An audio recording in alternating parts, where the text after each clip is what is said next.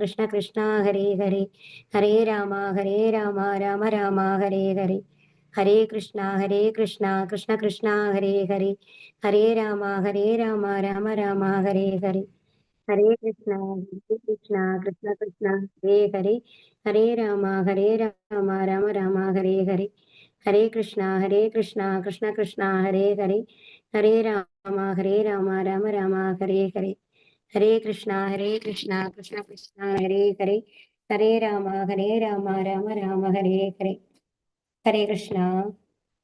ഓം അജ്ഞാനതിമിരാന്ധസ്യ ജ്ഞാനാഞ്ജനശലാകയാ ചക്ഷുരുന്മീലിതം യേന തസ്മൈ ശ്രീഗുരവേ നമഃ. ശ്രീചൈതന്യമനോഭീഷ്ടം സ്ഥാപിതം യേന ഭൂതലേ സ്വയം രൂപ കഥാ മഹ്യം ദദാന്തി സ്വപദാന്തികം. വന്ദേഹം ശ്രീഗുരോ ശ്രീയുതപദകമലം ശ്രീഗുരും വൈഷ്ണവാംശ്ച ശ്രീരൂപം സാഗ്രജാതം സഗണരഘുനാഥാന്വിതം തം സജീവം സാദ്വൈതം സാവധൂതം പരിജനസഹിതം ശ്രീകൃഷ്ണ ചൈതന്യദേവം ശ്രീരാധാ കൃഷ്ണപാദാൻ സഗണലളിത ശ്രീവിശാഖാനിധംശ്ച. ഹേ കൃഷ്ണ കരുണാ സിന്ധോ ദീനബന്ധോ ജഗത്പദേ ഗോപേശ ഗോപികാന്ത രാധാകാന്ത നമോസ്തുതേ. തപ്തകാഞ്ചന ഗൗരാംഗി രാധേ വൃന്ദാവനേശ്വരി വൃഷഭാനുസുതേ ദേവി പ്രണമാമി ഹരിപ്രിയേ.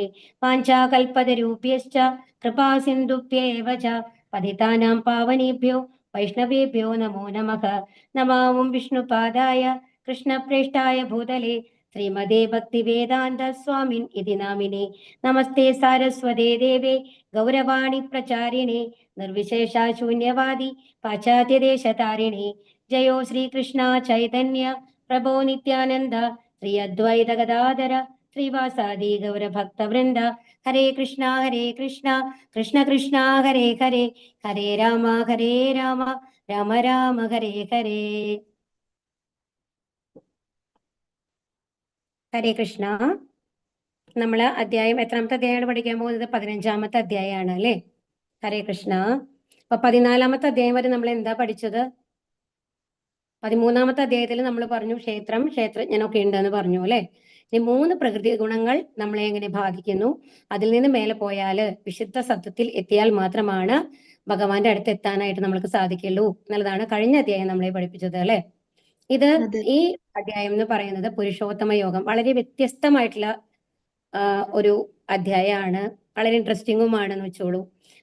മറ്റതൊക്കെ എന്ന് പറഞ്ഞു കഴിഞ്ഞാൽ നമ്മളെ ത്രിഗുണങ്ങൾ ബാധിക്കുന്നു, ക്ഷേത്രം എന്ന് പറഞ്ഞ ആരാണ്, ക്ഷേത്രജ്ഞൻ എന്ന് പറഞ്ഞ ആരാണ് എന്നുള്ള രീതിയിൽ നമ്മളെ പഠിപ്പിച്ചവരാണ് ചെയ്തത് അല്ലെ?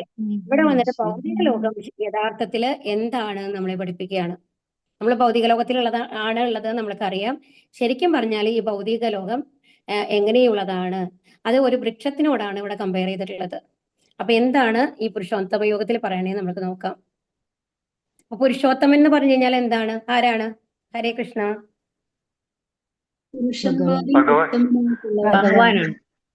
ആ ഏറ്റവും ഉത്തമനായിട്ടുള്ള പുരുഷനാണ് അല്ലെ പുരുഷോത്തമൻ, ഉത്തമനായിട്ടുള്ള പുരുഷൻ ഏറ്റവും. അപ്പൊ ആ പുരുഷനുമായിട്ടുള്ള യോഗമാണ് പുരുഷോത്തമ യോഗം എന്ന് പറയുന്നത്. അതായത് സാക്ഷാൽ ഭഗവാനുമായിട്ടുള്ള യോഗം എങ്ങനെയാണ്, ഈ ഭൗതിക ലോകം എങ്ങനെയാണ് സ്ഥിതി ചെയ്യുന്നത് എന്നുള്ളതാണ് നമ്മൾ പഠിപ്പിക്കുന്നത് കേട്ടോ. ശ്രീ ഭഗവാനുവാച ഊർധമൂലമതശാഖം അശ്വത്ഥം പ്രാപുരവ്യയം ഛന്ദാംസി യസ്യ പർണാനി യസ്തം വേദ സ വേദവിദ്. പരമദിവ്യോത്തമ പുരുഷൻ പറഞ്ഞു, വേരുകൾ മേൽപോട്ടും ശാഖകൾ കീഴ്പോട്ടുമായിട്ട് അക്ഷയമായൊരു അശ്വത്ഥമുണ്ട്. അതിന്റെ ഇലകളാണ് വേദമന്ത്രങ്ങൾ. ഈ വൃക്ഷം എത്തുന്ന അറിയുന്നവനത്രേ വേദജ്ഞൻ. ഇവിടെ എന്താ പറയുന്നത്? വേരുകൾ മേൽപോട്ട്. സാധാരണ നമ്മള് മരങ്ങളുടെ വൃക്ഷങ്ങളുടെ വേരുകൾ എങ്ങനെയാ ഉണ്ടാവുക? താഴോട്ടാണ് ഉണ്ടാവുക അല്ലെ? വേര് താഴത്തേക്കല്ലേ ഉണ്ടാവുക.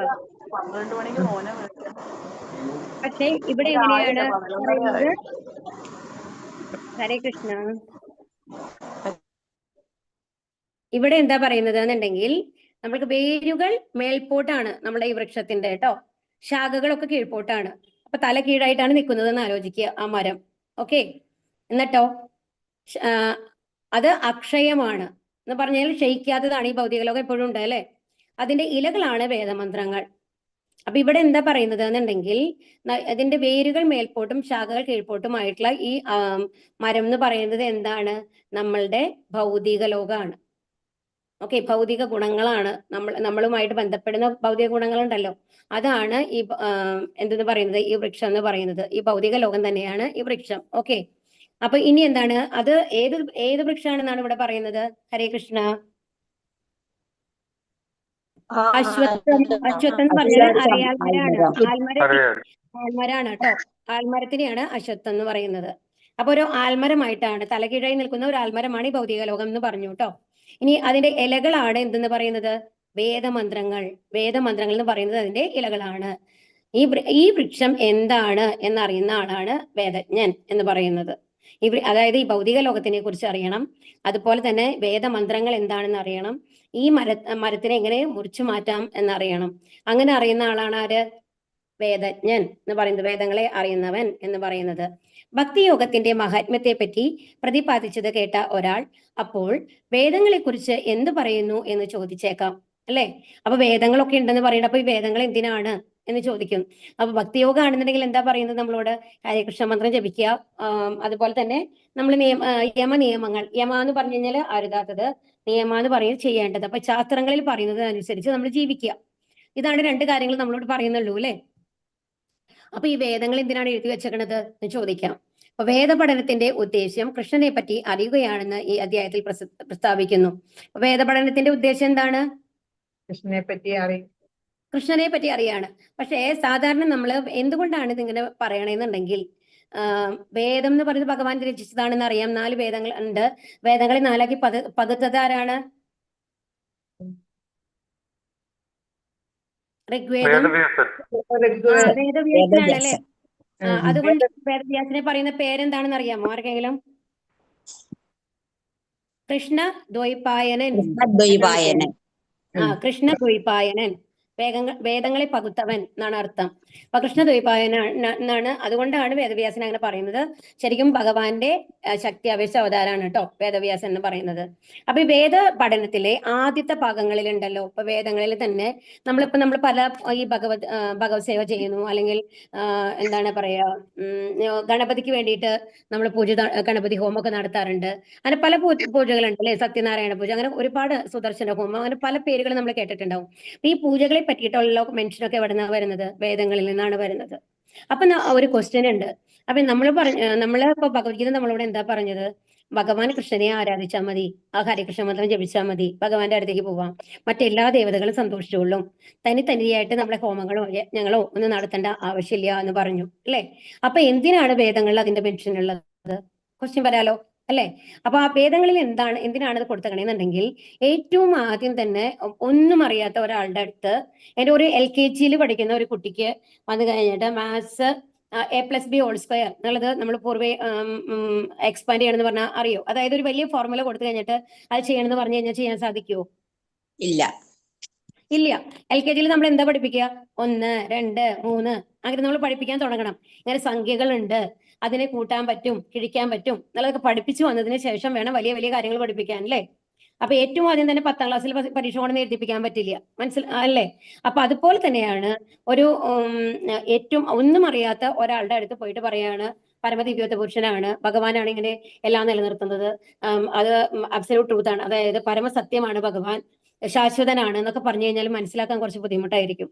അപ്പൊ അവർക്ക് എന്താ മനസ്സിലാവുക എന്താണെന്നുണ്ടെങ്കിൽ, അപ്പൊ ഒരാൾക്ക് എന്താ മനസ്സിലാവുന്നത്? എനിക്ക് രോഗം വരുന്നുണ്ട്, രോഗം മാറണം എന്നുള്ളത് അറിയണം. കറക്റ്റ് അല്ലേ? അതുപോലെ തന്നെ എനിക്ക് ഭക്ഷണം കിട്ടുന്നില്ല എന്നുണ്ടെങ്കിൽ ഭക്ഷണം കിട്ടാനുള്ള വഴി എന്താണെന്ന് അറിയണം. ഈ കാര്യങ്ങളൊക്കെയാണ് ബേസിക് ആയിട്ട് നമ്മൾ അറിയണമെന്ന് ആഗ്രഹിക്കുക. അതിന് മേലെ ഒന്നും അറിയണമെന്ന് ആരും ആഗ്രഹിക്കാറില്ല, അല്ലേ? അപ്പൊ അങ്ങനത്തെ ഒരാളുടെ അടുത്ത് പോയിട്ട് ഭഗവാന്റെ അടുത്തേക്ക് പോകൂ, ഭഗവാൻ എല്ലാം ചെയ്തു തരും എന്നൊക്കെ പറഞ്ഞു കഴിഞ്ഞാൽ അവർക്ക് അത് മനസ്സിലാക്കാനായിട്ട് ബുദ്ധിമുട്ടായിരിക്കും. അപ്പൊ അവരെങ്ങനെയാണ് പതുക്കെ കൊണ്ടുവരിക? ആദ്യത്തെ സ്റ്റെപ്പ് എന്താണ്? രോഗമുള്ള ഒരാളുടെ അടുത്ത് എന്ത് പറയും? ഈ രോഗം മാറാനായിട്ട് ഈ പൂജ ചെയ്താൽ മതി, അല്ലെങ്കിൽ ഈ ഭഗവാനെ സ്മരിക്കൂ, അങ്ങനെയാണെന്നെങ്കിൽ നിങ്ങളുടെ രോഗം മാറും. അപ്പൊ അയാൾക്ക് രോഗം മാറി, അത് ചെയ്ത് കഴിഞ്ഞിട്ട് രോഗം മാറുമ്പോൾ അവരെന്താ വിചാരിക്കേണ്ടത്? ആ ചെയ്ത കാര്യത്തിൽ അവർക്ക് ഒരു വിശ്വാസം വരും, അല്ലെ? അങ്ങനെ പടിയായിട്ട് വേണം കൊണ്ടുവന്നിട്ട് എങ്ങനെ അറിയാൻ? പരമദിവ്യമായ പുരുഷനായിട്ടുള്ള ഭഗവാനെ അറിയാൻ. അപ്പൊ ഒന്നും അറിയാത്ത ഒരാൾക്ക് വേണ്ടിയിട്ട് എങ്ങനെ നമ്മൾ ഭൗതിക ജീവിതത്തിൽ പുരോഗമിച്ചുകൊണ്ട് ഭഗവാനിലേക്ക് എത്താം? അതിന്റെ ഏറ്റവും വേദങ്ങളുടെ ഒക്കെ അവസാനം എന്ന് പറയുന്നത് ഉപനിഷത്ത് എന്ന് പറഞ്ഞിട്ടായിരിക്കും.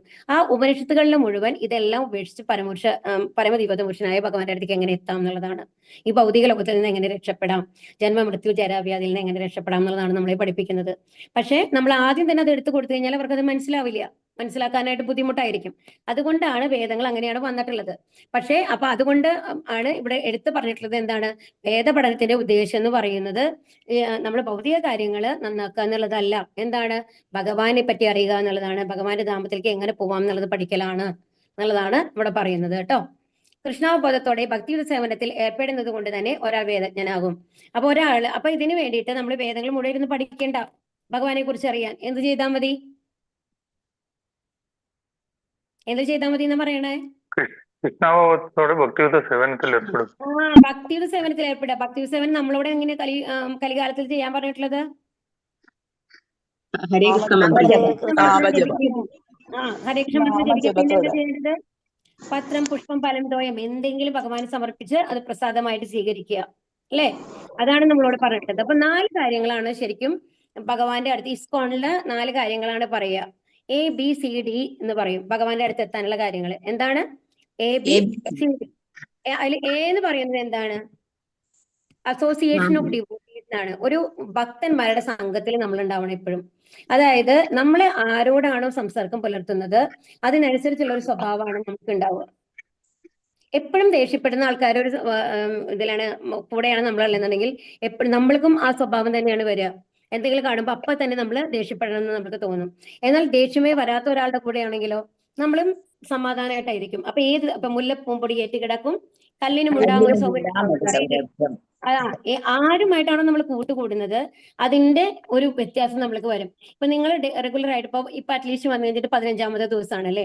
14 ദിവസം നമ്മൾ ഈ 1 മണിക്കൂർ ഇരിക്കുന്നത് ഭഗവാനെ കുറിച്ച് കേട്ടുകൊണ്ടാണ്. എല്ലാവരും അതിനെ കുറിച്ചാണ് കേൾക്കുന്നത്, എല്ലാവരും ഭഗവാനെ കുറിച്ച് ആഗ്രഹിക്കാനാണ് ആഗ്രഹിക്കുന്നത്.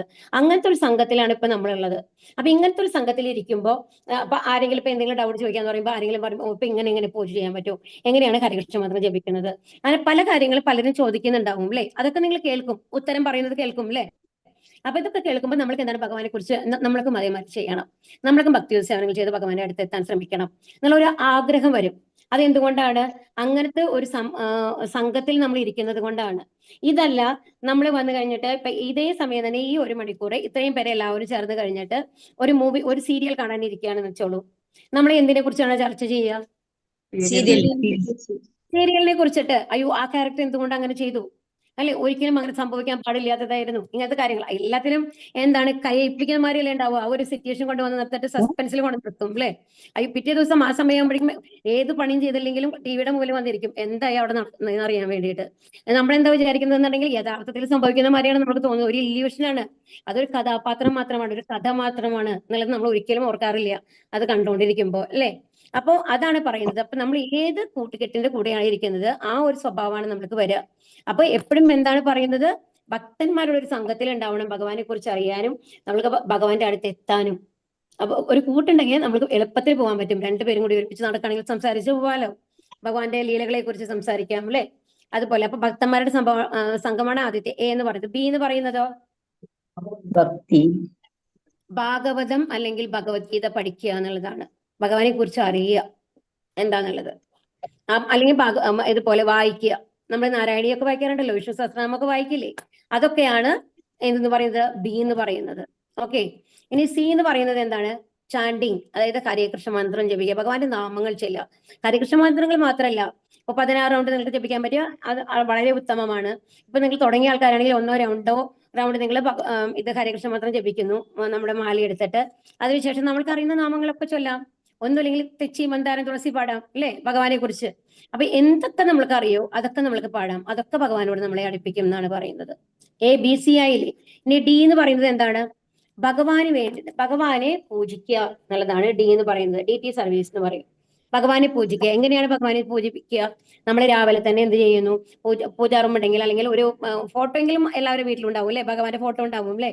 ആ ഫോട്ടോ തുടച്ച് വൃത്തിയാക്കി കഴിഞ്ഞിട്ട് അതിന് മുമ്പിൽ ഒരു വിളക്ക് കൊളുത്തി എന്താണ് 2 പൂവ്, ഒരു തുളസിപ്പൂവോ എന്തെങ്കിലും ഭഗവാന് വെച്ച്, എന്താണ് ഇപ്പൊ നോൺ വെജ് ഒക്കെ കഴിക്കുന്ന ആൾക്കാരാണെങ്കിൽ വീട്ടിൽ കുക്ക് ചെയ്തത് അവിടെ കൊണ്ടുവന്ന് വെക്കാൻ ബുദ്ധിമുട്ടായിരിക്കും അല്ലെ. അപ്പൊ അങ്ങനെയുള്ള ആൾക്കാരാണെന്നുണ്ടെങ്കിൽ ഒരു ചെറിയ ഒരു ചെമ്പിന്റെ പാത്രത്തിലോ എന്തിലെങ്കിലും ഒരു സ്റ്റീലിന്റെ പാത്രത്തിലോ കുറച്ച് വെള്ളം, ഒരു തുളസി ഇല ഇട്ടിട്ട് ഭഗവാനും സമർപ്പിക്കുക. അപ്പൊ ഈ രീതിയിൽ നമ്മൾ എപ്പോഴും ഭഗവാനോടുള്ള ഒരു സ്മരണ കൊണ്ടുവരിക രാവിലെ തന്നെ കുളിച്ച് ശുദ്ധമായിട്ട്. അപ്പൊ എന്നും അമ്പലത്തിലേക്ക് പോകാൻ പറ്റുക പറയുന്നത് നമുക്ക് എളുപ്പമായിരിക്കില്ല അല്ലെ? പിന്നെ അമ്പലങ്ങളിൽ പോവുക, തീർത്ഥസ്ഥലങ്ങളിൽ പോവുക, മധുരാവാസ് എന്ന് പറയും. അതായത് എവിടെയൊക്കെ ഭഗവാന്റെ അമ്പലങ്ങളുണ്ടോ അവിടെയൊക്കെ പോയി നമ്മൾ സന്ദർശിച്ചു കഴിഞ്ഞാൽ ആ മണ്ണിൽ നമ്മളുടെ പാദങ്ങൾ വന്നു കഴിഞ്ഞാൽ തന്നെ ഭഗവാൻ നടന്ന സ്ഥലമല്ലേ, വൃന്ദാവനത്തിലൊക്കെ പോയി കഴിഞ്ഞാൽ എസ്പെഷ്യലി. അപ്പൊ ഗുരുവായൂർ നോക്കൂ, ഗുരുവായൂരപ്പന്റെ കാൽപാദങ്ങൾ എപ്പോഴും നടന്ന സ്ഥലമാണ്. നമ്മൾ കുറൂരമ്മയുടെ കഥകൾ, പൂന്താനത്തിന്റെ കഥകളൊക്കെ കേട്ടിട്ടുണ്ടല്ലോ. അപ്പൊ അവിടെ ഭഗവാൻ നടന്ന മണ്ണിൽ കൂടി നമ്മൾ നടക്കുകയാണ്. അപ്പൊ ഭഗവാന്റെ പാദസ്പർശം ഏറ്റിട്ടുള്ള ആ മണ്ണിൽ കൂടി നടക്കുമ്പോൾ ആ ബോധം, ഭക്തി നമ്മൾക്ക് വരും എന്നാണ് പറയുന്നത്. അപ്പൊ ഇതൊക്കെയാണ്. അപ്പൊ ABCD എന്താന്ന് മനസ്സിലായോ? ഹരേ കൃഷ്ണ. ഹരേ കൃഷ്ണ. മനസ്സിലായി. A എന്ന് പറയുന്നത് ഭക്തന്മാരുടെ സംഘം, B എന്ന് പറയുന്നത് ഭഗവത്ഗീത, ഭാഗവതം മുതലായിട്ടുള്ള ഭഗവാനെ കുറിച്ചുള്ള അറിവ് സമ്പാദിക്കുക. അത് വായിച്ചിട്ട് ഡെയിലി ഭാഗവതം കുറച്ചു നേരം വായിക്കുക ആണ്. അപ്പൊ ഇസ്കോണിൽ എപ്പോഴും, ഇസ്കോൺ അമ്പലങ്ങളിൽ എല്ലാ ദിവസവും രാവിലെ 4:30 മംഗളാരതി എന്ന് പറഞ്ഞിട്ടുണ്ടാവും. അതിൽ ഭഗവാനെ പൂജ നടക്കും, ആദ്യത്തെ ആരതി നടക്കും. പിന്നെ 7:30 ദർശനാരതി എന്ന് പറഞ്ഞിട്ട് അതിലാണ് ഫുൾ പൂമാലകളൊക്കെ ചാർത്തി എല്ലാ എന്താണ് പറയാ അലങ്കാരങ്ങളോടും കൂടി ഭഗവാൻ വരും. ഓക്കെ, അതിൽ വരും. എന്നിട്ട് ഭഗവാനെ കണ്ണാടിയൊക്കെ കാണിച്ചു കൊടുക്കുകയൊക്കെ ചെയ്യും കേട്ടോ. അതാണ് അവിടുത്തെ ചിട്ടയാണത് ഞാൻ പറയുന്നത്. അത് കഴിഞ്ഞിട്ട് എല്ലാ ദിവസവും, അത് കഴിഞ്ഞ ഹരേകൃഷ്ണ മന്ത്രം 1:30 മണി 16 റൗണ്ട് ഹരേകൃഷ്ണ മന്ത്രം ജപിക്കും. അത് കഴിഞ്ഞ് 8 മണിക്ക് എല്ലാ ദിവസവും ഭാഗവത പഠനം ഉണ്ട്, 1 മണിക്കൂർ നേരം. അതിൽ അപ്പൊ റെഗുലർ ആയിട്ട് നമ്മൾ വീട്ടിലിരുന്ന് തന്നെ ഇരുന്ന് വായിക്കുന്നില്ലെങ്കിലും ആ ക്ലാസ് അറ്റൻഡ് ചെയ്യുകയാണെന്നുണ്ടെങ്കിൽ എല്ലാ ദിവസവും നമ്മൾ ഭാഗവതം കേട്ടുകൊണ്ടാണ് ഇരിക്കുന്നത് അല്ലെ, 1 മണിക്കൂർ. അതുപോലെ തന്നെ വൈകുന്നേരം നമ്മൾ ഭഗവത്ഗീത വായനയുണ്ട് എല്ലാ അമ്പലങ്ങളിലും. അപ്പൊ ഇതൊരു ചിട്ടയായിട്ട് പോകും അങ്ങനെ. അപ്പം എങ്ങനെയാണ്, അപ്പൊ എന്താണ്, അപ്പൊ ഇങ്ങനെ ആ മംഗളാരതി കാണുമ്പോൾ തന്നെ നമ്മൾ സ്വയമായിട്ട് ഭഗവാനെ അലങ്കരിക്കുന്നോ ഇല്ലയോ അതെല്ലാം നമ്മൾ കണ്ടുകൊണ്ടിരിക്കുകയാണ് അല്ലെ, നമ്മുടെ ഉള്ളിലേക്ക് വരികയാണ് അല്ലെ. അപ്പൊ ഇങ്ങനെയാണ് ഈ ഒരു ചിട്ടയിൽ പോകുന്നതാണ് എന്താണ് ഭക്തി സേവനം എന്ന് പറയുന്നത് കേട്ടോ. അപ്പൊ ഇതാണ് കൃഷ്ണാവബോധത്തോടെ ഭക്തി സേവനം എങ്ങനെയാണ് ഏർപ്പെടുക എന്നുള്ളതാണ് ഇപ്പൊ പറഞ്ഞത്. അപ്പൊ കഴിയുന്ന ആൾക്കാർക്കും എന്താണ് മംഗളാരതി ഒരു തവണ പങ്കെടുത്തു കഴിഞ്ഞാൽ നിങ്ങൾക്ക് അറിയും എങ്ങനെയാണ് ഭഗവാനെ പൂജിക്കുന്നത്, എങ്ങനെയാണ് അതിന്റെ ചിട്ടകൾ എന്നൊക്കെ നമുക്ക് മനസ്സിലാക്കാനായിട്ട് സാധിക്കും. ഹരേ കൃഷ്ണ. അപ്പൊ ഇവിടെ കണ്ടില്ലേ നിങ്ങള് ഒരു മരം, അതിന്റെ റിഫ്ലക്ഷൻ കണ്ടു ഇവിടെ. ഈ താഴത്തെ വൃക്ഷമാണ് എന്തെന്ന് പറയുന്നത് നമ്മുടെ ഭൗതിക ലോകം എന്ന് പറയുന്നത് കേട്ടോ. ഇനി മേലത്തെ വൃക്ഷം എന്താന്നുള്ളത് ഇനി പറയും. അധശ്ചോർദം പ്രസ്തുതാസ്തസ്യ ശാഖ ഗുണപ്രവൃത്ത വിഷയപ്രബാലാക അധശ്ച മൂല്യാനനുസന്തതാനി കർമാനുബന്ധീനി മനുഷ്യലോകേ. ഈ വൃക്ഷത്തിന്റെ ശാഖകൾ ഭൗതിക പ്രകൃതിയുടെ ത്രിഗുണങ്ങളാൽ പോഷിപ്പിക്കപ്പെട്ട് താഴോട്ടും മേലോട്ടും പടർന്നു കിടക്കുന്നു. ഇന്ദ്രിയ വിഷയങ്ങളാണ് ഇതിന്റെ ചില്ലകൾ. ഈ വൃക്ഷത്തിന് താഴേക്കിറങ്ങുന്ന വേരുകളുമുണ്ട്. ഇവ മനുഷ്യ സമുദായത്തിന്റെ ഫലോദിഷ്ട കർമ്മങ്ങളോട് ബന്ധപ്പെട്ടവയത്രേ. അപ്പൊ ഇവിടെ എന്താ പറയുന്നത്? അധശ്ചോർദം പ്രസ്തുതാസ്തസ്യ ശാഖ. ഈ വൃക്ഷത്തിന്റെ ശാഖകൾ എങ്ങനെയാണ്? താഴോട്ടാണ്. അതിന്റെ ഭക്ഷണം എന്താ? ഒരു മരത്തിന് നമ്മൾ എന്താ ഒഴിച്ചു കൊടുക്കുക? സാധാരണ വെള്ളം ഒഴിച്ചു കൊടുക്കും അല്ലെ. പക്ഷെ ഇവിടെ എങ്ങനെയാണ് അതിന് വളം എന്താന്നാ പറയുന്നത്? ഹരേ കൃഷ്ണ. നമ്മുടെ ത്രിഗുണങ്ങൾ നമ്മൾ പറഞ്ഞില്ലേ, ഭൗതിക പ്രകൃതിയിൽ നമ്മൾ ജനിക്കുമ്പോൾ ഉടനെ തന്നെ എന്താണ് നമ്മളെ ബാധിക്കുന്നത്? മായ ബാധിക്കുന്നു അല്ലെ, മഹാമായ. അത് ആ മഹാമായ എന്ന് പറയുന്നത് ഏതാണ്? ത്രിഗുണങ്ങളാണ്. സത്വഗുണം, രജോ ഗുണം, തമോ ഗുണം. അപ്പൊ നമ്മളുടെ പ്രവൃത്തികളാണ് ഈ ഉദ്ദേശിക്കുന്നത്. നമ്മൾ നമ്മുടെ ഓരോരുത്തരുടെയും പ്രവൃത്തികൾ എങ്ങനെയാണ്? ഈ 3 ഗുണങ്ങളിൽപ്പെട്ടിട്ടാണ് അല്ലെ. അതാണ് ഇതിനെ പോഷിപ്പിക്കുന്നത് എന്നാണ് പറയുന്നത്. കാരണം ഈ ഗുണങ്ങളിലുള്ള പ്രവൃത്തികൾ മൂലമാണ് നമ്മൾ വീണ്ടും വീണ്ടും ഇടയ്ക്ക് വന്നുകൊണ്ടിരിക്കുന്നത്, ഈ ഭൗതിക ലോകത്തിലേക്ക് വന്നുകൊണ്ടിരിക്കുന്നത് അല്ലെ. നമ്മൾക്ക് പ്രതികരണങ്ങൾ ഉണ്ട്. ഓരോ പ്രവൃത്തിക്കും നമ്മൾക്ക് പുണ്യപാപം ഉണ്ടാവുന്നു, അത് അനുഭവിക്കാനായിട്ട് നമ്മൾ ഇങ്ങോട്ട് വരുന്നു. ഈ പുണ്യപാപം നമുക്ക് എവിടെന്നാ വരുന്നത്? ആ പ്രവൃത്തികൾ എങ്ങനെയാണ് വരുന്നത്? 3 പ്രകൃതി ഗുണങ്ങൾക്ക് അനുസരിച്ചാണ് നമ്മൾ ഓരോരുത്തരും പ്രവർത്തിക്കുന്നത് അല്ലെ. അതുകൊണ്ടാണ് ഇവിടെ പറയുന്നത് ഭൗതിക പ്രകൃതിയുടെ ത്രിഗുണങ്ങളാലാണ് പോഷിപ്പിക്കപ്പെട്ടിരിക്കുന്നത് എന്ന് പറയുന്നത്. ഇതെങ്ങനെയാണ്? താഴോട്ടും മേലോട്ടും. നമുക്ക് അറിയാലേ, അറിയാൽമാരെന്ന് പറഞ്ഞു കഴിഞ്ഞാല് താഴെ നിന്ന് നോക്കി കഴിഞ്ഞാൽ മേലത്തെ ഭാഗം നമുക്ക് കാണാൻ പറ്റില്ല, അത്രയും ഇടത്തിങ്ങീട്ടായിരിക്കും അതിന്റെ ഇലകളും ശാഖകളൊക്കെ. ഈ വൃക്ഷത്തിന് ഇനി ഇന്ദ്രിയ വിഷയങ്ങളാണ് അതിന്റെ ചില്ലകൾ. ചില്ലകൾ എന്ന് പറയുന്നത് എന്താണ്? ഇന്ദ്രിയ വിഷയങ്ങൾ എന്ന് പറഞ്ഞാൽ എന്താണ്? നമ്മുടെ കണ്ണ്, കാഴ്ച, കേൾവി, അതൊക്കെ. അപ്പൊ കണ്ണുകൊണ്ട് കണ്ടിട്ടാണ് നമ്മൾ ആഗ്രഹിക്കുന്നത്, അല്ലെങ്കിൽ കാതുകൾ കൊണ്ട് കേട്ടിട്ടാണ് നമ്മൾ ആഗ്രഹിക്കുന്നത്, അല്ലെങ്കിൽ വായ കൊണ്ട് രുചിച്ചിട്ടാണ് അല്ലെ. എന്തിന്റെങ്കിലും ഒരു സ്മെല്ല്, നമുക്ക് ഇഷ്ടപ്പെട്ട ഒരു ഫുഡിന്റെ സ്മെല്ല് കേട്ട് കഴിഞ്ഞാൽ അപ്പൊ എന്താ തോന്നുക? എങ്ങനെയെങ്കിലും അത് കിട്ടണം, കഴിക്കണം. അപ്പൊ നമ്മൾ ഒരു ട്രാവൽ ചെയ്തുകൊണ്ടിരിക്കുമ്പോൾ തന്നെ ഒരു നല്ല ഹോട്ടലിന്റെ മുമ്പിൽ കൂടെ പോകുമ്പോൾ ആ സ്മെല്ല് വരുമ്പോൾ നമുക്ക് എന്താ തോന്നുക? ഇറങ്ങി കഴിക്കണം തോന്നും. വടയുടെ സ്മെല്ലോ ഒക്കെ കേൾക്കുമ്പോൾ നമുക്ക് തോന്നാറുണ്ട് അല്ലെ, അയ്യോ ഒന്ന് ഇറങ്ങി കഴിച്ചാലോ എന്ന് തോന്നാറുണ്ട് അല്ലെ. അതാണ് പറയുന്നത്. അപ്പൊ ഇന്ദ്രിയ വിഷയങ്ങളാണ് ഈ ഭൗതിക മരത്തിന്റെ ചില്ലകൾ. ഈ വൃക്ഷത്തിന് താഴേക്ക് ഇറങ്ങുന്ന വേരുകളുണ്ട്. ഈ വേരുകൾ എന്താണ്? ഇവ മനുഷ്യ സമുദായത്തിന്റെ ഫലോദിഷ്ട കർമ്മങ്ങളോട് ബന്ധപ്പെട്ടവയത്രേ. എങ്ങനെയാണ് ഈ വേരിങ്ങനെ ആഴത്തിൽ ഇറങ്ങണത്? നമ്മുടെ കർമ്മഫലങ്ങളാണ്. മനസ്സിലാവുണ്ട്? നമ്മൾ ചെയ്യുന്ന ഓരോ കർമ്മത്തിനും അത്രയും ഫലങ്ങളുണ്ട് അല്ലേ? അപ്പൊ ഓരോ അതാണ് ഭൗതിക ലോകത്തിനോട് കൂടുതൽ കൂടുതൽ ബന്ധിപ്പിക്കുന്നത്. വേര് കൂടുതൽ ഇറങ്ങാന്ന് പറഞ്ഞു കഴിഞ്ഞാൽ അതിനെ വലിച്ചു കളയാൻ ബുദ്ധിമുട്ടാണ് അല്ലേ? ഒരു ചെറിയ ചെടി മുളച്ചു വരുമ്പോൾ അതിനെ എടുക്കാൻ എളുപ്പമാണ്. നമ്മൾ പാടത്തൊക്കെ ഞാറ് നടാറുണ്ടല്ലോ അല്ലെ? ഞാറെന്ന് പറഞ്ഞാൽ നിങ്ങൾക്ക് അറിയുമെന്ന് ഞാൻ വിചാരിക്കുന്നു. ഓക്കെ, അപ്പൊ ഞാറ് നടാറുണ്ട്. അത് കുറച്ച് വലുതായി കഴിഞ്ഞിട്ട് നമ്മൾക്ക് എടുത്തിട്ട് നടാൻ പറ്റുമോ? ബുദ്ധിമുട്ടാണ്. അതൊരു സമയമുണ്ട് അല്ലെ? ചെറിയ മുളച്ച് വന്ന് അതിന്റെ ഇടയിലത്തെ വീഡ്സ്, അനാവശ്യമുള്ള ചെടികളൊക്കെ കളഞ്ഞ് നമ്മൾ ഇത്രയും അകലത്തിൽ ആയിട്ടാണ് ഓരോ ഞാറ് നടുക അല്ലെ? അങ്ങനെയല്ലേ? അത് കറക്റ്റ് ആയിട്ട് ആ സമയത്ത് നമ്മൾ ചെയ്തിട്ടില്ലെങ്കിൽ എന്താണ്ടാവുക? കാട് പിടിച്ച് അതിന്റെ ഇടയിൽ മുഴുവൻ വേറെ ചെടികൾ വളർന്ന് ഒരിക്കലും നമുക്ക് അതിനെ പറിച്ചെടുക്കാൻ പറ്റാത്ത ഒരു അവസ്ഥയിലേക്കാണ് പോവുക.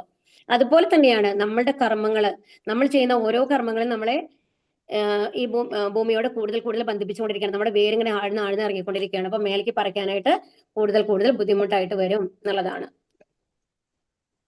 അപ്പൊ ഇതില് എന്താന്നൊക്കെ മനസ്സിലായില്ലേ? ഇപ്പോ ഇലകൾ എന്ന് പറയുന്നത് എന്താണ്? വേദമന്ത്രങ്ങളാണ്. ഇതിന്റെ ശാഖകളിൽ പോഷിപ്പിക്കപ്പെട്ടുള്ളത് ത്രിഗുണങ്ങൾ കൊണ്ടാണ്. ഇനി ചില്ലകൾ ഇന്ദ്രിയ വിഷയങ്ങളാണ്. അതിന്റെ വേരുകൾ എന്ന് പറയുന്നത് നമ്മുടെ ഫലോദിഷ്ട കർമ്മങ്ങളാണ്. മനസ്സിലായില്ലേ? നരൂപമസ്യേക തതോപലഭ്യതേ നാന്തോ ന ചാതിർന ച സംപ്രതിഷ്ഠ അശ്വത്ഥമേനം സുവിരൂഢമൂലം അസംഗശസ്ത്രേണ ദൃഢേന ജിത്വാ. ഇനി ഈ മരത്തിനെ എങ്ങനെ മുറിക്കാം എന്നുള്ളതാണ് നമ്മളോട് പറയുന്നത്. അസംഗശസ്ത്രേണ, എങ്ങനെയാണ്, എന്തായുധം കൊണ്ടാണ് അതിനെ മുറിച്ചു കളയാൻ പറ്റുക എന്നുള്ളതാണ് ഈ ശ്ലോകം പറയുന്നത്. ഇനി തദപദം തത്പരിമാർഗിതവ്യം യസ്മിൻ കഥാനാ നിവർത്തന്തി ഭൂയഃ തമേവ ചാദ്യം പുരുഷം പ്രപത്യേ യത്ര പ്രവൃത്തി പ്രസൃതാ പുരാണി. ഈ വൃക്ഷത്തിന്റെ യഥാർത്ഥ രൂപം ഈ ലോകത്തിൽ കാണുകയില്ല. അതിന്റെ ആരംഭമോ അവസാനമോ അടിസ്ഥാനമോ കണ്ടെത്താനാവില്ല. അപ്പൊ എന്താ പറയുന്നത്? ഈ വൃക്ഷത്തിന്റെ യഥാർത്ഥ രൂപം എന്താണെന്ന് നമുക്ക് കാണാൻ പറ്റില്ല. എന്താ കാരണം? മേലത്തെ ഭാഗവും കാണാൻ പറ്റില്ല, താഴത്തെ ഭാഗവും കാണാൻ പറ്റില്ല. അത്രയും ഇതാണ്. വേറെ എവിടെയാന്ന് കണ്ടുപിടിക്കാൻ പറ്റില്ല. അതുകൊണ്ടാണ് ആരംഭമോ അവസാനമോ അടിസ്ഥാനമോ കണ്ടെത്താനാവില്ല. ഇനിയോ, വേരുറച്ചുയർന്ന ഈ വൃക്ഷത്തെ ദൃഢനിശ്ചയത്തോടെ വിരക്തിയാകുന്ന ആയുധത്താൽ ഛേദിച്ചു കളയണം. അപ്പൊ ഇതിനെങ്ങനെയാണ് നമുക്ക് മുറിച്ചു കളയാൻ പറ്റുക? വിരക്തി കൊണ്ട്. അപ്പൊ നമ്മളുടെ വേരുകൾ എന്ന് പറയുന്നത് എന്താണ്? നമ്മുടെ ഫലോദിഷ്ട കർമ്മങ്ങളാണ് അല്ലെ? നമ്മള് എന്തെങ്കിലും ഫലം ചെയ്യുന്ന കാമ്യ കർമ്മങ്ങളാണ് അതിന്റെ വേരെന്ന് പറയുന്നത്. അപ്പൊ ആ വേരിനെ എങ്ങനെയാണ് കളയാൻ പറ്റുക? നമ്മൾക്ക് ഈ ഭൗതിക ആഗ്രഹങ്ങൾ ഇല്ലാണ്ടാവണം. മനസ്സിലാവുണ്ടോ പറയുന്നത്? അപ്പോഴാണ് നമ്മൾ കാമ്യ കർമ്മങ്ങൾ ചെയ്യാണ്ടിരിക്കുള്ളൂ അല്ലെ? അപ്പൊ നമ്മൾക്ക് എന്തെങ്കിലും ആഗ്രഹങ്ങൾ വരുമ്പോഴാണ്, ആ ആഗ്രഹത്തിനനുസരിച്ച് പ്രവർത്തിക്കുമ്പോഴാണ് നമ്മൾക്ക് എന്താണ് അത് വേണം ഇത് വേണം എന്നുള്ള തോന്നി അതിനനുസരിച്ച് പ്രവർത്തിക്കുമ്പോഴാണ് അതിന്റെ ഫലം നമ്മൾ അനുഭവിക്കേണ്ടി വരുന്നത്. നമ്മൾക്ക് ആഗ്രഹങ്ങൾ ഇല്ലാന്നുണ്ടെങ്കിലോ, വിരക്തി വന്നു കഴിഞ്ഞാൽ, എനിക്കത് വേണ്ടാന്ന് തോന്നി കഴിഞ്ഞാൽ പിന്നെ നമ്മൾക്കത് വേണ്ട. അപ്പൊ അവിടെ ഫലങ്ങളില്ല അല്ലെ? അതാണ് ഇവിടെ പറയുന്നത്. എന്താ ചെയ്യേണ്ടത്? വിരക്തി കൊണ്ട് വേണം ഈ ആയുധത്തെ ഛേദിച്ചു കളയാനായിട്ട്. എന്നിട്ട് എവിടെ ചെന്നാൽ തിരിച്ചു വരവില്ലയോ ആ ദിവ്യപദം പൂകി സ്മരണാതീത കാലം മുതൽക്കെയുള്ള എല്ലാറ്റിന്റെയും ഉറവിടമായ പരമപുരുഷന് സ്വയം സമർപ്പിക്കണം. പിന്നെ എവിടേക്കാണ് നമ്മൾ പോകേണ്ടത്? ഈ മരം മുറിച്ചു കളഞ്ഞു കഴിഞ്ഞാൽ നമുക്ക് എവിടേക്ക് പോവാം? ലോകത്ത് പോകാം. ഓക്കെ, അപ്പൊ ഇനി അടുത്ത ശ്ലോകത്തിൽ കറക്റ്റായിട്ട് പറയുന്നത് എവിടെന്നാ തുടങ്ങണേന്നൊക്കെ. ഞാൻ എന്റെ പിതാവിന്റെ പുത്രൻ, പിതാവ് ഇന്നയാളുടെ പുത്രൻ എന്നിങ്ങനെ ആരാഞ്ഞു പോയാൽ, ഹരേ കൃഷ്ണ, ഒരു മിനിറ്റ് കേട്ടോ, കറക്റ്റ് തന്നെയല്ലേ? അതെ. ഒടുവിൽ ബ്രഹ്മാവിലും ബ്രഹ്മാവിനെ പിറവി കൊടുത്ത ഗർഭോദകസായി വിഷ്ണുവിലും എത്താം, പിന്നെ ശ്രീ ഭഗവാനിലും. ഇവിടെ അന്വേഷണം അവസാനിക്കും. ഭഗവത് ജ്ഞാനമുള്ളവരുടെ സഹവാസം കൊണ്ട് വേണം ഈ വൃക്ഷത്തിന്റെ ആരംഭമാകുന്ന പരമദിവ്യോത്തമ പുരുഷനെ ആരാഞ്ഞറിയാൻ. അതറിഞ്ഞ ഒരാൾക്ക് ഈ മായികമായ നിഴലിനോട് ആസക്തി ഉണ്ടാവില്ല. അങ്ങനെ ജ്ഞാനം കൊണ്ട് ഈ മായാവൃക്ഷത്തോടുള്ള ബന്ധമറുത്ത് യഥാർത്ഥ വൃക്ഷത്തിൽ സ്ഥിതി ചെയ്യുവാൻ കഴിയും. അപ്പൊ ഇവിടെ എന്താ പറയണെന്നുണ്ടെങ്കിൽ, നമ്മൾ പറഞ്ഞു അല്ലെ, താഴത്തേക്കുള്ള ഒരു നിഴൽ. ശരിക്കും വേര് മേലെയായിട്ട് എന്തെങ്കിലും വൃക്ഷങ്ങളെ നമ്മൾ കണ്ടോ ഇതുവരെയ്ക്ക്? ഇല്ലല്ലോ. ഇല്ല. പക്ഷെ നമുക്ക് നിഴൽ കാണുമ്പോ എങ്ങനെയുള്ളത്? ഒരു മരത്തിന്റെ നിഴൽ നമ്മൾ കണ്ട, ഒരു വെള്ളത്തിൽ അതിന്റെ റിഫ്ലക്ഷൻ കണ്ടു കഴിഞ്ഞാൽ എങ്ങനെയാ ഉണ്ടാവുക? വേര് മേലെ താഴോട്ടല്ലേ ഉണ്ടാവുക? അല്ലെ? അങ്ങനെയല്ലേ കാണുക? അപ്പൊ ഏകദേശം അതുപോലെയാണ് ഈ ഭൗതിക ലോകം എന്നാണ് പറയുന്നത്. ഈ മേലത്തെ വൃക്ഷം എന്ന് പറയുന്നത്, യഥാർത്ഥ വൃക്ഷം എന്ന് പറയുന്നത് ആത്മീയ ലോകമാണ്. ഓക്കെ, എന്നിട്ട് നമ്മുടെ ഈ വൃക്ഷത്തിന്റെ വേരുകൾ തുടങ്ങുന്നത് എവിടെ നിന്നാണ്? ബ്രഹ്മലോകത്ത് നിന്നാണ്. ഓക്കെ, ബ്രഹ്മലോകമാണല്ലോ ഭൗതിക ലോകത്തിലെ ഏറ്റവും മേലെടുത്ത് 14ാമത്തെ ഗ്രഹം എന്ന് പറയുന്നത്, ഏറ്റവും മേലത്തെ ഗ്രഹം എന്ന് പറയുന്നത് ബ്രഹ്മലോകമാണ്. ആ ബ്രഹ്മലോകത്തു നിന്നാണ് നമ്മുടെ ഈ വേരുകൾ തുടങ്ങുന്നത്. മനസ്സിലാവുണ്ടോ? അവിടെ നിന്ന് താഴത്തേക്ക് വരികയാണ്. അപ്പൊ നമ്മളൊക്കെ ഉള്ളത് എവിടെയാണ്? അതിന് താഴത്തെ ചില്ലകളിലാണ് മനുഷ്യനും നായും പട്ടി പൂച്ച മൃഗങ്ങളൊക്കെ ഉള്ളത്. അതിന് താഴെ ആരുണ്ടാവുക? നമ്മുടെ താഴെ ആരുണ്ടാവുക? പാതാള ലോകത്തുള്ള ആൾക്കാർ. മനസ്സിലായോ? ആ താഴെയുള്ളത് അതലം വിതലം സുതലം രസാതലം എന്നൊക്കെ പറഞ്ഞിട്ടാണ് ആ പാതാള ലോകങ്ങൾ ഉണ്ടാവുക. അത് ലെവൽ 2 നമ്മൾ കുറച്ചും കൂടി ഡീപ്പായിട്ട് പഠിക്കും കേട്ടോ. അപ്പൊ അത് കഴിഞ്ഞിട്ട് അതാണുള്ളത്, പാതാള ലോകങ്ങളാണുള്ളത്. ഇനി നമ്മുടെ മേലെയുള്ളത് ആണ് സ്വർഗലോകങ്ങൾ. എന്താണ് പിതൃലോകം, മെഹർ ലോകം, അങ്ങനെ കുറെ ലോകങ്ങളുണ്ട്. സ്വർഗലോകം, അങ്ങനെ കുറെ ലോകങ്ങളുടെ മേലെ. അത് കഴിഞ്ഞിട്ടാണ് ഈ ബ്രഹ്മലോകം വരുന്നത്. ഏറ്റവും മേലെയുള്ളതാണ് ബ്രഹ്മലോകം എന്ന് പറയുന്നത് കേട്ടോ. ഓക്കെ, അപ്പൊ ഈ ബ്രഹ്മലോകത്ത് അപ്പം നമ്മൾ ഒരുമാതിരി ഇടയിലാണ് ഉണ്ടാവുക. ഓക്കെ, ഒരുമാതിരി താഴെ ഭാഗത്തായിട്ട് താഴത്തെ ശാഖകളായിട്ടാണ് നമ്മൾ ഭൂലോകമൊക്കെ ഉണ്ടാവുക. അതിനും താഴത്തെ ശാഖകളിൽ ആരൊക്കെ ഉണ്ടാവുന്നത്? ഈ പാതാള ലോകത്തിലുള്ള ആൾക്കാരാണ് ഉണ്ടാവുക. അവിടെ മേലെയുള്ളതൊക്കെയോ സ്വർഗ്ഗലോകങ്ങളിലുള്ള ആൾക്കാരാണ്. അപ്പൊ നമ്മൾക്ക് മേലെ നോക്കിക്കഴിഞ്ഞാൽ എന്താ കാണുന്നത്? ഈ സ്വർഗ്ഗലോകങ്ങളെ കൂടെ അങ്ങനത്തെ കാര്യം കൊണ്ട് മറഞ്ഞ് ഇരിക്കുന്ന കാരണം കൊണ്ട് നമ്മൾക്ക് ഈ മേലത്തെ എന്ത് എവിടെയാ നമ്മൾക്ക് കാണാൻ പറ്റില്ല. മനസ്സിലാവുണ്ടോ? താഴത്തേക്ക് നോക്കിക്കഴിഞ്ഞാലോ അസുരന്മാരുടെ ആൾക്കാരാണ് മുഴുവൻ. അപ്പൊ നമുക്ക് താഴത്തെ എന്തും കാണാൻ പറ്റില്ല. മനസ്സിലാവണില്ലേ പറയണത്? ഓക്കെ, അപ്പൊ എന്ത് ചെയ്യണം? അപ്പൊ ഇതിനെ മുറിക്കണം എന്നുണ്ടെങ്കിൽ വിരക്തി കൊണ്ടുവരണം എന്ന് പറഞ്ഞു അല്ലെ? അപ്പൊ നമ്മൾ അന്വേഷിക്കുകയാണ്, ശരി നമ്മൾ എവിടെ നിന്ന് വന്നു, നമ്മൾ എവിടെ നിന്ന് വന്നു എന്നുള്ള ഒരു അന്വേഷണം നമ്മൾ എവിടെ കൊണ്ടുവന്നെത്തും? നമ്മളുടെ അച്ഛൻ, അത് കഴിഞ്ഞാൽ നമ്മുടെ അച്ഛന്റെ അച്ഛൻ, അച്ഛന്റെ അച്ഛൻ, അമ്മയുടെ അച്ഛൻ, എങ്ങനെയായാലും പോട്ടെ, അച്ഛൻ, അത് കഴിഞ്ഞിട്ട് അവരച്ഛൻ, അങ്ങനെ ലാസ്റ്റ് പോയിട്ട് എവിടെ എത്തും? അത് മനുവിലെത്തും. മനുഷ്യവംശത്തിനെ ഉണ്ടാക്കിയ മനുക്കളിലെത്തും അല്ലെ? മനുക്കളെ സൃഷ്ടിച്ചതാരാണ്? അത് ബ്രഹ്മാവാണ്. അപ്പൊ ബ്രഹ്മാവിലെത്തും. ഇനി ബ്രഹ്മാവിനെ സൃഷ്ടിച്ചതാരാണ്? ഗർഭോദകസായ വിഷ്ണുവാണ്. ഗർഭോദകസായ വിഷ്ണുവിന്റെ ഉദരത്തിൽ നിന്നാണ് ആര് വരുന്നത്? ബ്രഹ്മാവ് വരുന്നത്. ഇനി ശരി, ഓക്കെ, ഈ ബ്രഹ്മാവിനെ സൃഷ്ടിച്ചതാരാണ്? ഹരേ കൃഷ്ണ. ഗർഭോദകസായ വിഷ്ണു അല്ലെ? ഗർഭോദകസായ വിഷ്ണുവിന് ആരിൽ നിന്ന് വന്നതാണ്? ഭഗവാനിൽ നിന്ന്. ഭഗവാനിൽ നിന്ന്. ഭഗവാന്റെ വിസ്തരണങ്ങളാണ് നമ്മൾ പറഞ്ഞു തന്നില്ലേ? ഭഗവാനിൽ നിന്ന് ആരാ വരുന്നത്? ബലരാമൻ വരുന്നു. ബലരാമനിൽ നിന്ന് ചതുർവ്യൂഹം വരുന്നു. ആരൊക്കെയാണ്? വസുദേവൻ, സംഘർഷണൻ, അനിരുദ്ധൻ, പ്രദ്യുമ്നൻ എന്നുള്ള അത് വരുന്നു. അതിനുശേഷം വീണ്ടും നാരായണൻ വരുന്നു. നാരായണനിൽ നിന്ന് രണ്ടാമത്തെ ചതുർവ്യൂഹം വരുന്നു. ഇതേ സെയിം തന്നെയാണ് വാസുദേവൻ, സംഘർഷൻ. ആ സംഘർഷനെയാണ് മഹാസംഘർഷൻ എന്ന് പറയുന്നത്. ആ മഹാസംഘർഷനിൽ നിന്നാണ് ഈ 3 വിഷ്ണുരൂപങ്ങൾ വരുന്നത്. കാരണോദകസായ വിഷ്ണു, ഗർഭോദകസായ വിഷ്ണു, ക്ഷീരോദകസായ വിഷ്ണു. അപ്പൊ കാരണോദകസായ വിഷ്ണുവിന്റെ എക്സ്പാൻഷൻ ആയിട്ടാണ് ആര് വരുന്നത്? ഗർഭോദകസായ വിഷ്ണു വരുന്നത്. മനസ്സിലാവുണ്ടോ? അപ്പൊ ഏറ്റവും അവസാനം എത്തുന്നത് ഭഗവാനിലാണ്. മനസ്സിലായില്ലേ? അതെങ്ങനെയാണ്? നമ്മളിപ്പോ മേലേക്ക് എവിടെ നിന്ന് വന്നു, എവിടെ വന്നു വന്ന ചോദ്യത്തിന്റെ ഉത്തരം എവിടെ നിന്നാണ്? ഭഗവാനിൽ നിന്ന് വന്നു എന്നുള്ളതാണ് എന്റെ ഉത്തരം അല്ലെ? അന്വേഷണം അവിടെ അവസാനിക്കും. അപ്പൊ എവിടേക്കാണ് നമുക്ക് പോകേണ്ടത്? ആ ഭഗവാന്റെ അടുത്തേക്കാണ്. ആ ഭഗവാന്റെ അടുത്ത് പോകണമെന്നുണ്ടെങ്കിൽ നമ്മൾ എന്ത് ചെയ്യണം? ഈ ബ്രഹ്മലോകം കഴിഞ്ഞു കഴിഞ്ഞാൽ നമ്മുടെ ഭൗതിക ലോകം കഴിഞ്ഞു. അതിന് ശേഷം എന്നാണ് വിരജാ നദി എന്ന് പറഞ്ഞ ഒരു നദി ഉണ്ടെന്നാണ് പറയുന്നത്. അതിന് മേലെയാണ് ആത്മീയലോകം ഉള്ളത്. അപ്പൊ ഇതിനെ മുറിച്ചു കഴിഞ്ഞു കഴിഞ്ഞാൽ നമുക്ക് എവിടേക്ക് പോവാം? ആത്മീയ ലോകത്തേക്ക്. ആത്മീയ ലോകത്ത് പോവാം. കാരണം അതിന്റെ കടമുറിച്ച് വേരോട് കൂടി നമ്മൾ ഈ മരം പിഴുതു കഴിഞ്ഞാൽ പിന്നെ നമ്മൾ എവിടേക്ക് എത്തുന്നത്? ആത്മീയ ലോകത്തിന്റെ വേരാണ് അവിടെ ഉള്ളത് അല്ലെ? അത് മേലേക്കുള്ള മരമാണ്. അപ്പൊ ആത്മീയ ലോകത്തേക്ക് നമ്മൾക്ക് എത്താം അല്ലെ? അപ്പൊ യഥാർത്ഥ വൃക്ഷത്തിൽ സ്ഥിതി ചെയ്യാൻ കഴിയും. അപ്പൊ ഈ മരത്തിനെ നമ്മൾ മുറിച്ച് ഇതായി കഴിഞ്ഞു കഴിഞ്ഞാൽ നമ്മൾ എവിടെ എത്തുന്നത്? യഥാർത്ഥ വൃക്ഷത്തിന്റെ വേരുകളുടെ അടുത്തെത്താണ്. മനസ്സിലാവുണ്ടോ? ആ മരത്തിലേക്ക് അപ്പൊ നമ്മൾക്ക് കയറാൻ പറ്റും അല്ലെ? അപ്പൊ ഈ മായാവൃക്ഷത്തോടുള്ള ബന്ധനം മറുത്ത് യഥാർത്ഥ വൃക്ഷത്തിൽ സ്ഥിതി ചെയ്യുവാനായിട്ട് നമുക്ക് സാധിക്കും എന്നാണ് പറയുന്നത്. മനസ്സിലാവുണ്ടോ? അപ്പൊ എന്ത് വേണം? അതിന് എന്ത് ചെയ്യണം എന്നാ പറയുന്നത്? ഭഗവത് ജ്ഞാനമുള്ളവരുടെ സഹവാസം വേണം. നമ്മൾ പറഞ്ഞില്ലേ, എല്ലാവരും, അതായത് ഭക്തന്മാരുടെ കൂടെ കൂടിയാലാണ് ഭഗവാനെ കുറിച്ച് അറിയാനും നമുക്ക് ഭഗവാന്റെ അടുത്ത് എത്താനും സാധിക്കുള്ളൂ എന്ന് മനസ്സിലാക്കണം. എപ്പോഴും ഒരു സംഘത്തിൽ ഉണ്ടാവണം, സഹവാസം ഉണ്ടാവണം എന്നുള്ളതാണ് ഇവിടെ പറയുന്നത്. നിർമ്മാണമോഹാജിത സംഘദോഷ അധ്യാത്മ നിത്യ വിനിവൃത്ത കാമാഹ ദ്വന്ദ്വേർവിമുക്താ സുഖ ദുഃഖ സഞ്ചേർ കച്ഛന്ത്യ മൂഢ പദമവ്യയം തത്. മിഥ്യാഭിമാനം, മായാമോഹം, ദുസംസർഗം എന്നീ ദോഷങ്ങൾ ഒഴിഞ്ഞ് ഭൗതിക തൃഷ്ണയിൽപ്പെടാതെ സനാതന തത്വത്തെ അറിഞ്ഞ് സുഖദുഃഖാദികളായ ദ്വന്ദ്ങ്ങളിൽ നിന്നും മോചിതരായി വിഭ്രാന്തരാകാതെ പരമപുരുഷനെ സ്വയം സമർപ്പിക്കുക എന്നത് എങ്ങനെയെന്ന് അറിയാൻ ആവുന്നവർ പരമമായ ശാശ്വത സാമ്രാജ്യം പ്രാപിക്കും. അപ്പൊ എങ്ങനെയാണ് ഈ വിരക്തി കൊണ്ടുവരേണ്ടത്? വിരക്തി കൊണ്ടാണ് നമുക്ക് ഇതിനെ മുറിക്കാൻ പറ്റുള്ളൂ. അതാണ് വിരക്തിയാണ് ആയുധം അല്ലെ? അപ്പൊ ആ ആയുധം എങ്ങനെയാണ് നമ്മുടെ കയ്യിൽ കിട്ടുക? എന്ത് കളയണം? ഏതൊക്കെ ദോഷങ്ങളാണ് ഇല്ലാണ്ടിരിക്കേണ്ടത്? മിഥ്യാഭിമാനം, ഞാനാണ് എല്ലാം ചെയ്യുന്നത്, ഞാൻ വലിയ ആളാണെന്നുള്ള ബോധം ആദ്യം തന്നെ കളയണം. പിന്നെയോ മായാമുഖം, ഈ ലോകത്തുള്ളതെല്ലാം എനിക്ക് വേണ്ടിയിട്ടുള്ളതാണെന്നുള്ള ചിന്ത മാറ്റണം. നമ്മൾക്ക് ജീവിക്കാനുള്ളതാണ്. ഈശാവാസ്യമിതം സർവം എന്ന് പറഞ്ഞിട്ടുള്ള ഒരു ശ്ലോകം ഉണ്ട്. അതിൽ ഭഗവാൻ എന്താ പറയുന്നത് എന്നുണ്ടെങ്കിൽ ഓരോരുത്തർ ജനിക്കുമ്പോഴും അവർക്ക് വേണ്ടത് എന്താണ് എന്നുള്ളത് ഭഗവാൻ തീരുമാനിച്ചിട്ടുണ്ട്. അത് എന്തായാലും കിട്ടും.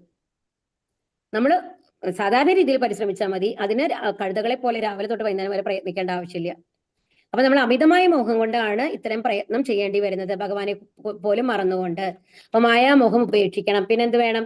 ദുസംസർഗം. ഇപ്പൊ നമ്മൾ പറഞ്ഞു അല്ലേ, നമ്മൾ ആരുടെ കൂടെയാണോ കൂട്ടുകൂടുന്നത് അത്തരം ഒരാളുടെ, ഇപ്പൊ നോക്കൂ, ഈ ഇപ്പോഴത്തെ ജനറേഷനൊക്കെ നമ്മൾ നിറയെ പേരെ കാണാം എന്തിന് അഡിക്റ്റ് ആയിട്ട്, മയക്കുമരുന്നിനോ കുടിക്കുന്ന കുറെ കുട്ടികളെ കാണാം. സിഗരറ്റ് വലിയ ഒരു കോമൺ ആയിട്ടുള്ള ഫാക്ടറാണ്. അത് എങ്ങനെയാണ് വരുന്നത്? ആദ്യം ഏതെങ്കിലും ഒരു സംഘത്തിൽ ഇതേമാതിരി രണ്ടോ മൂന്നോ കുട്ടികളുടെ കൂട്ടുകൂടി എവിടെയെങ്കിലും പോകുമ്പോൾ ഏതെങ്കിലും ഒരു കുട്ടി ചീത്തയായതാണെന്നുണ്ടെങ്കിൽ, ഓൾറെഡി ആയതാണെന്നുണ്ടെങ്കിൽ അവരുടെ ഇതുമാതിരി ഒരു തവണ നീ വലിച്ചു നോക്ക്, അല്ലെങ്കിൽ ഒരു തവണ ഒരു ലേശം ഒന്ന് കുടിച്ചു നോക്ക്, ഒന്നും ആവാൻ പോണില്ല. ആൾക്കാർ വെറുതെ പറയുന്നത് നീ എന്നൊന്നും കുടിക്കാൻ പോകുന്നില്ലല്ലോ എന്നും പറഞ്ഞിട്ടാണ് തുടങ്ങുക. അത് കഴിയുമ്പോൾ പിന്നെ എന്താണ്? അതിനോടൊരു ആകർഷണമാവുകയാണ്. അതിനുശേഷം അത് നിർത്താൻ പറ്റാതെ ആയിരിക്കും. എത്ര ട്രീറ്റ്മെന്റ് കഴിഞ്ഞാലും വീണ്ടും അവർ അങ്ങനത്തെ ഒരു എന്താ പറയാ സംസർഗം വന്നു കഴിഞ്ഞാൽ അത് വീണ്ടും സ്റ്റാർട്ട് ചെയ്യാനുള്ള ആ ഒരു ആഗ്രഹം അവർക്ക് വരും എന്നാണ് പറയുന്നത്. അപ്പോൾ നമ്മളുടെ മനസ്സിന്റെ പ്രത്യേകത അതാണ്. നമ്മളുടെ എന്താണോ നമ്മൾ പ്രാക്ടീസ് ചെയ്യുന്നത് അതിന് അഡിക്റ്റ് ആവും.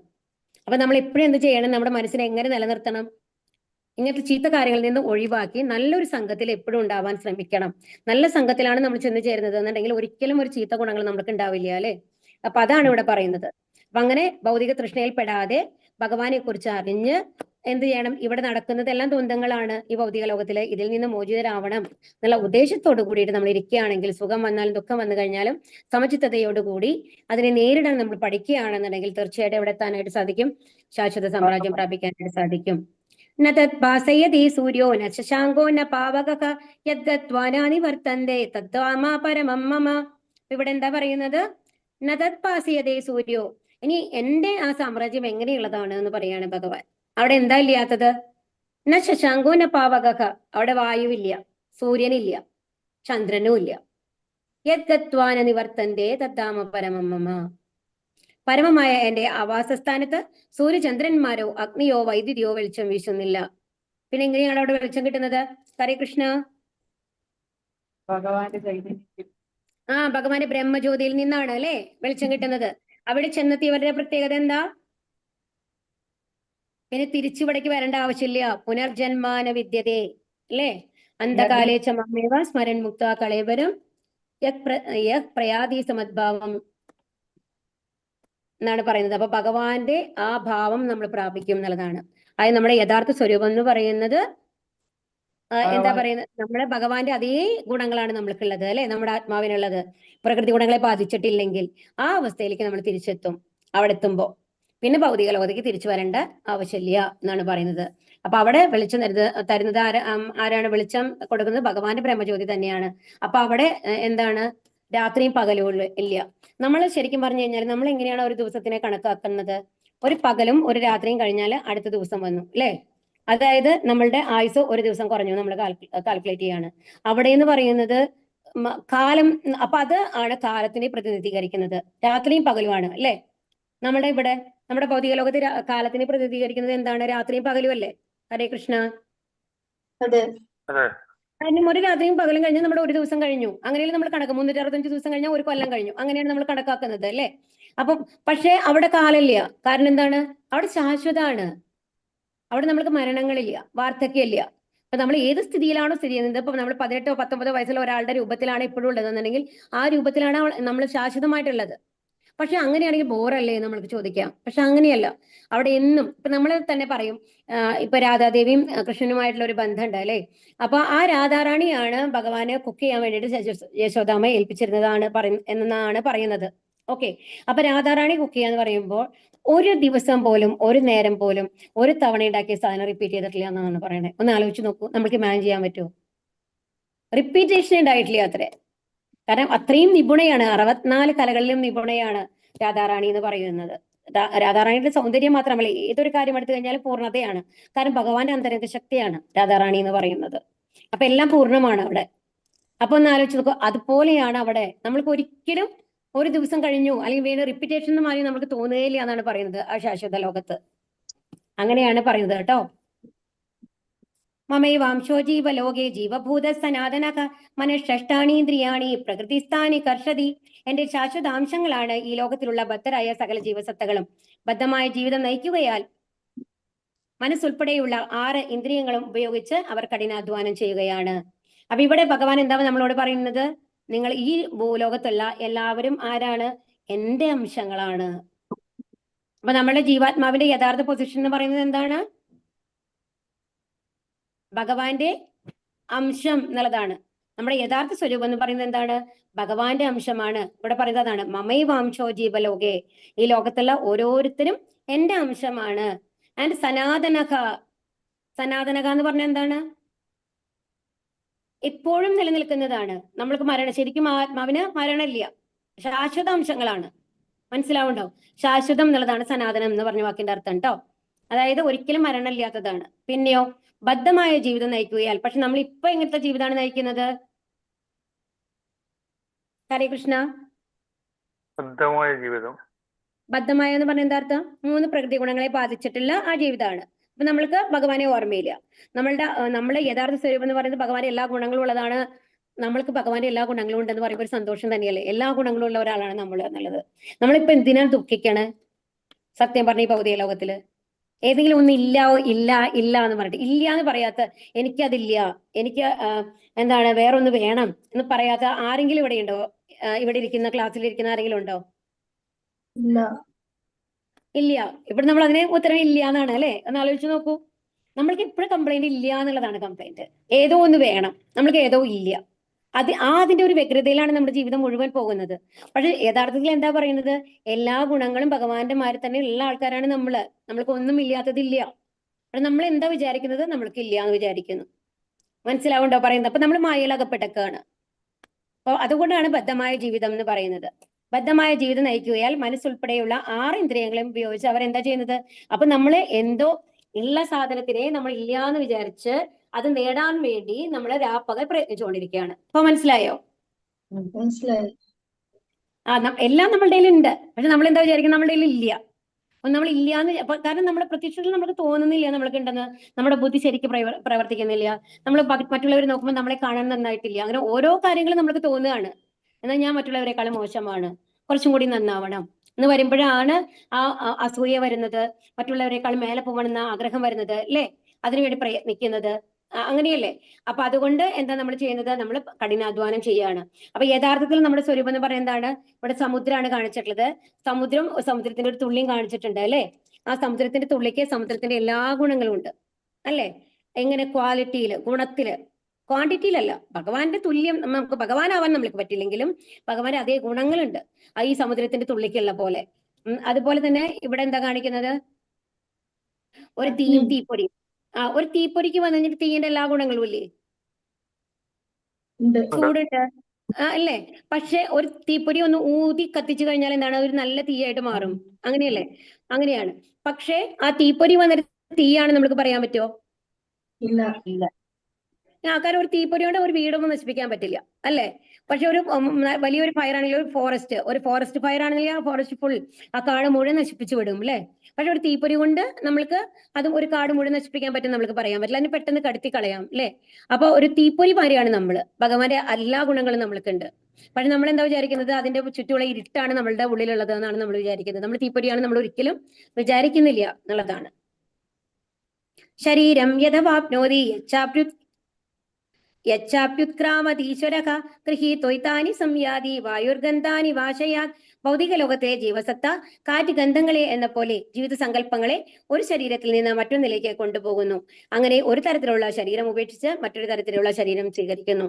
അപ്പൊ നമ്മളുടെ ആത്മാവ് എന്ന് പറയുന്നത് ഭഗവാന്റെ സ്വരൂപമാണ്. ഭഗവാന്റെ എല്ലാ ഗുണങ്ങളും ഉണ്ട്. ഇനിയിപ്പോ എന്താ ചെയ്യുന്നത്? ഭൗതിക ലോകത്തിലെ ജീവസത്ത എന്താ ചെയ്യുന്നത്? കാറ്റ് ഗന്ധങ്ങളെ എന്ന പോലെ ഒരു കാറ്റ് നമ്മളുടെ അവിടെ വീശുമ്പോ അവിടെ നല്ലൊരു റോസ് ചെടി നിൽക്കുന്നുണ്ടെങ്കിൽ അതിന്റെ ഗന്ധം, ആ റോസ് പൂവിന്റെ ഗന്ധം അങ്ങനെ ആവാഹിച്ചു പോകും അല്ലെ? അത് കഴിഞ്ഞിട്ട് ഏതെങ്കിലും ചീത്ത ഗന്ധാണെങ്കിൽ അതിനെയും ആവാഹിച്ചു പോകും. കാറ്റിന്റെ പ്രത്യേകത എന്താണ്? അത് എന്താണോ അതിന് ചുറ്റുമുള്ളത് അതിനെ വഹിച്ചു കൊണ്ടുപോവാണ് അല്ലെ? അങ്ങനെയാണ് കാറ്റ്. എന്തായാലും ഒരു നല്ല ഗന്ധമുള്ള ഒരു പൂവ്, ഗന്ധരാജനാവട്ടെ, ഒരു ചെമ്പകാവട്ടെ, മുല്ലപ്പൂവാവട്ടെ, അതിന്റെ ഗന്ധം അത് ആവാഹിക്കുന്നു. അങ്ങനെയാണ് നമ്മൾക്ക് ഗന്ധം ലഭിക്കുന്നത്. പൂവിന്റെ ഗന്ധം നമ്മൾക്ക് എങ്ങനെയാണ് കിട്ടുന്നത്? കാറ്റിൽ കൂടെയാണ് നമ്മൾക്ക് ലഭിക്കുന്നത്, അല്ലെ? അങ്ങനെയല്ലേ? അതെ. അപ്പൊ കാറ്റ് ഗന്ധങ്ങളെ പോലെ. അപ്പൊ ഇവിടെ എന്താ പറയുന്നുണ്ടെങ്കിൽ നമ്മുടെ ഒരു ശരീരം നമ്മൾ പറഞ്ഞു വാസാംസി ജീർണാനി യഥാവിഹായ നവാനി ഗൃഹ്ണാതി നരോപരാണി തഥാ ശരീരാണി വിഹായ ജീർണ അന്യാനി സംയാതി നവാനി ദേഹി. അപ്പൊ എന്താ പറയുന്നത്?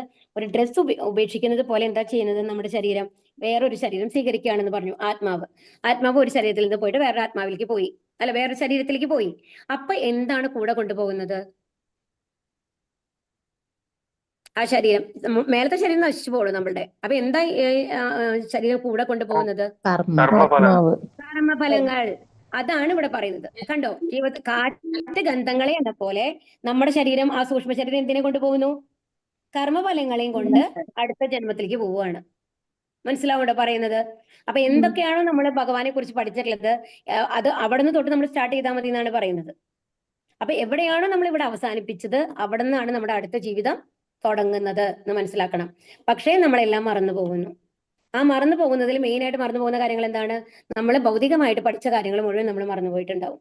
ബാക്കി ഭഗവാനെ കുറിച്ച് അറിഞ്ഞതും ഭഗവാനെ കുറിച്ച് പഠിച്ച കാര്യങ്ങൾ മാത്രമാണ് ഈ കർമ്മഫലങ്ങളോട് കൂടി ചേർന്നിട്ട് ഈ സൂക്ഷ്മ ശരീരം എടുത്തിട്ട് അടുത്ത ശരീരത്തിലേക്ക് പോകുന്നത്. മനസ്സിലാവുണ്ടോ പറയണത്? മനസ്സിലാവുന്നുണ്ട്.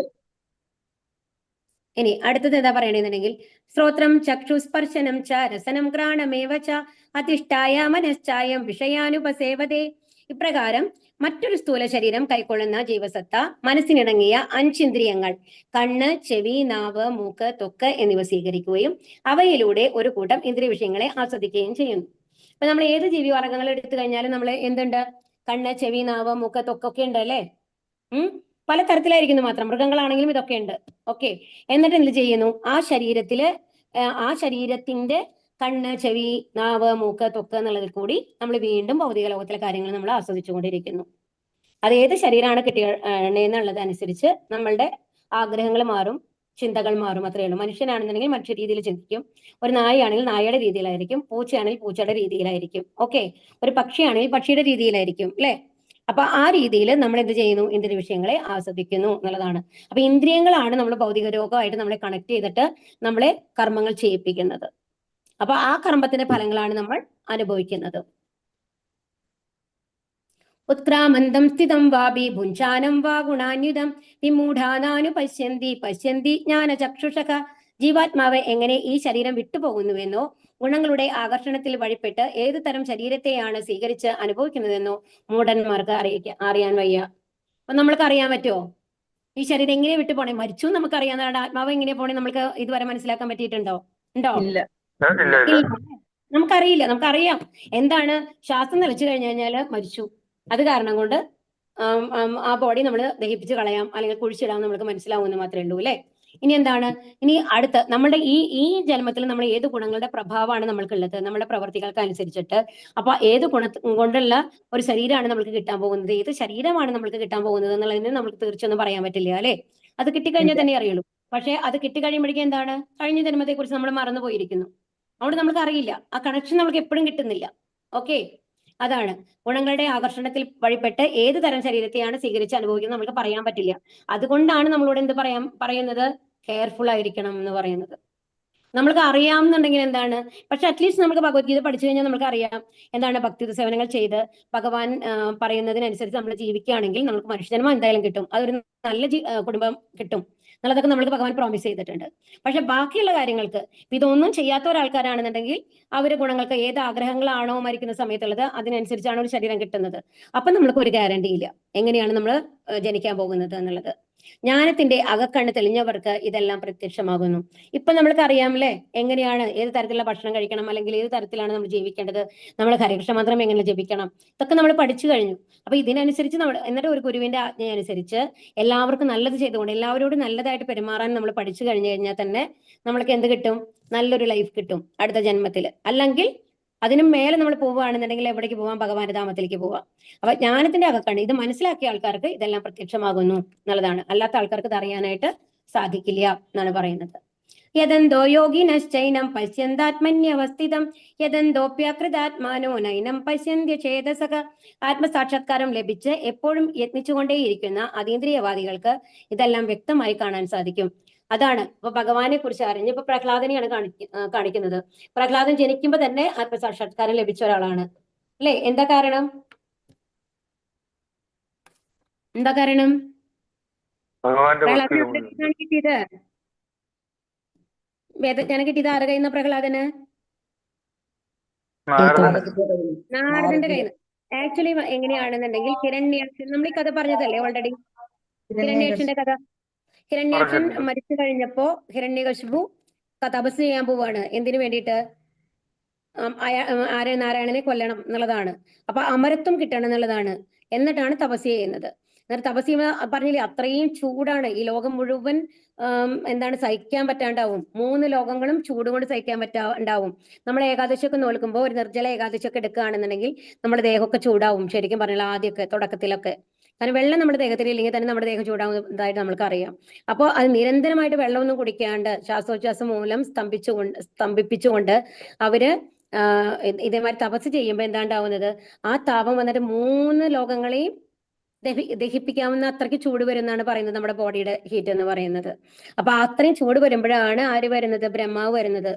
എന്താ തപസ് നിർത്തിക്കാൻ വേണ്ടിയിട്ട്. എന്നിട്ട് പറയുമ്പോ എന്താ പറയുന്നത്? എന്നെ കൊല്ലാൻ പാടില്ല എന്ന് പറയുമ്പോൾ ബ്രഹ്മാവ് പറയും, എനിക്ക് വന്നു കഴിഞ്ഞിട്ട്, ബ്രഹ്മാവ് എന്താണ് അപ്പൊ അവരോട് പറയണത് എന്നുണ്ടെങ്കിൽ, എനിക്ക് പോലും മരണമുണ്ട്. നമ്മളിപ്പോ പറഞ്ഞില്ലേ ബ്രഹ്മാവിന്റെ മരണം എത്ര സമയമെടുക്കുന്ന പറഞ്ഞത്? ഭഗവാന്റെ ഒരു ഉച്ഛ്വാസം അതിന്റെ സമയം വരയ്ക്കാണ്. അതായത് 3.11 ട്രില്യൺ ഇയേഴ്സ് ആണ് ആരുടെ ജന്മം എന്ന് പറയുന്നത്, ജീവിതകാലം എന്ന് പറയുന്നത് ബ്രഹ്മാവിന്റെയാണ്. അതൊരു വലിയ ഡ്യൂറേഷൻ ആണ് നമ്മളെ സംബന്ധിച്ച്. എന്നാലും ബ്രഹ്മാവ് മരിക്കുന്നുണ്ട് അല്ലെ? അപ്പൊ ബ്രഹ്മാവ് എന്താ പറയുന്നത് എന്നുണ്ടെങ്കിൽ, എനിക്കേ അമരത്വമല്ല, ഞാനേ മരിക്കും. അപ്പൊ എങ്ങനെയാണ് ഞാൻ നിനക്ക് അമരത്വം തരാൻ പറ്റുക? അങ്ങനത്തെ മരിക്കുന്ന എനിക്ക് എങ്ങനെയാണ് അമരത്വം തരാൻ പറ്റുക എന്നുള്ളതാണ് ബ്രഹ്മാവ് ചോദിക്കുന്നത് ഹിരണ്യകശിപുവിനോട്. അപ്പൊ ഹിരണ്യകശിപു അതിന് പകരമായിട്ട് പറയുന്ന കാര്യങ്ങളാണ് എന്തെന്ന്? രാത്രിയും പകലും മരിക്കാൻ പാടില്ല. പിന്നെന്താ അടുത്തത്? ഒന്നിനെയും ഉള്ളിലെ പുറത്തായിട്ട് നമ്മൾ മരിക്കാൻ പാടില്ല. പിന്നെന്താണ്? ആകാശത്തും ഭൂമിയിലും മരിക്കാൻ പാടില്ല. അങ്ങനെ ഒരുപാട് കണ്ടീഷൻസ് ആണ് അല്ലെ? അപ്പൊ ഈ കണ്ടീഷൻസ് ഒക്കെ അതുപോലെ തന്നെ മനുഷ്യരോ മൃഗങ്ങളോ കൊല്ലാൻ പാടില്ല. മരങ്ങൾ എന്തായാലും കൊല്ലില്ല എന്നൊരു ധൈര്യമാണ് ഹിരണ്യകശിപുവിന്. അപ്പൊ പറയുന്നത് എന്താണ്? മനുഷ്യരും മൃഗങ്ങളും കൊല്ലാൻ പാടില്ല എന്നുള്ളതാണ്. അപ്പൊ അങ്ങനെ ഇതിനെയൊക്കെ സമന്വയിപ്പിച്ചുകൊണ്ടാണ് ഭഗവാൻ ഏത് രൂപത്തിൽ വരുന്നത്? നരസിംഹമൂർത്തിയായിട്ട് വരുന്നത്. അപ്പൊ നരസിംഹമൂർത്തിയായിട്ട് വരുന്നത് എങ്ങനെയാണ്? മനുഷ്യനും അല്ല മൃഗവും അല്ല അല്ലെ? മൃഗത്തിന്റെ മുഖവും മനുഷ്യന്റെ ശരീരമാണ്. ഓക്കെ, അപ്പൊ ശരി, മനുഷ്യനും അല്ല മൃഗവും അല്ല. രണ്ടാമത് ഇനി എന്താണ്? ആയുധങ്ങൾ കൊണ്ട് കൊല്ലാൻ പാടില്ല എന്ന് പറഞ്ഞിട്ടുണ്ട്. അപ്പൊ എന്താണ് ഹിരണ്യകശിപു ഉപയോഗിച്ചത്? നഖങ്ങളാണ് ഉപയോഗിച്ചത്. നഖത്തിനെ ആയുധം നമുക്ക് പറയാൻ പറ്റില്ല. ഓക്കെ, അതുപോലെ തന്നെ ഭൂമിയിലും ആകാശത്തും പറ്റില്ല എന്ന് പറയുമ്പോൾ മടിയിൽ വെച്ചിട്ടാണ് കൊന്നത് അല്ലെ? അതുപോലെ സന്ധ്യാസമയത്താണ്. അത് എന്താണ്? രാത്രി എന്നും പറയാൻ പറ്റില്ല, പകലെന്നും പറയാൻ പറ്റില്ല. അപ്പൊ ഇതെല്ലാ കണ്ടീഷനും കൂടി സമന്വയിപ്പിച്ചിട്ടാണ് എങ്ങനെയാണ് ഹിരണ്യകശിപുവിന്റെ വധം നടന്നത് അല്ലെ? അപ്പൊ അതാണ് ഇവിടെ പറയുന്നത്. അപ്പം പക്ഷെ ആ സമയത്ത് എന്താണ് ഇതിനു വേണ്ടിയിട്ട് തപസ് ചെയ്യാൻ പോയ സമയത്താണ് കയാതു ഗർഭിണിയായിരുന്നത്, ഹിരണ്യകശിപുവിന്റെ ഭാര്യ. ആ സമയത്ത് എന്താണ് ഈ തപസ് കണ്ടു കഴിഞ്ഞിട്ട് പേടിച്ചു കഴിഞ്ഞിട്ട് എന്താണ് ഇന്ദ്രനും മറ്റുള്ള ആൾക്കാരൊക്കെ വന്നു കഴിഞ്ഞിട്ട് എന്ത് ചെയ്യുന്നു? ഈ കയാതുവിനെ തട്ടിക്കൊണ്ട് പോവാണ് ഈ കുട്ടിയെ കൊല്ലാൻ വേണ്ടിയിട്ട്.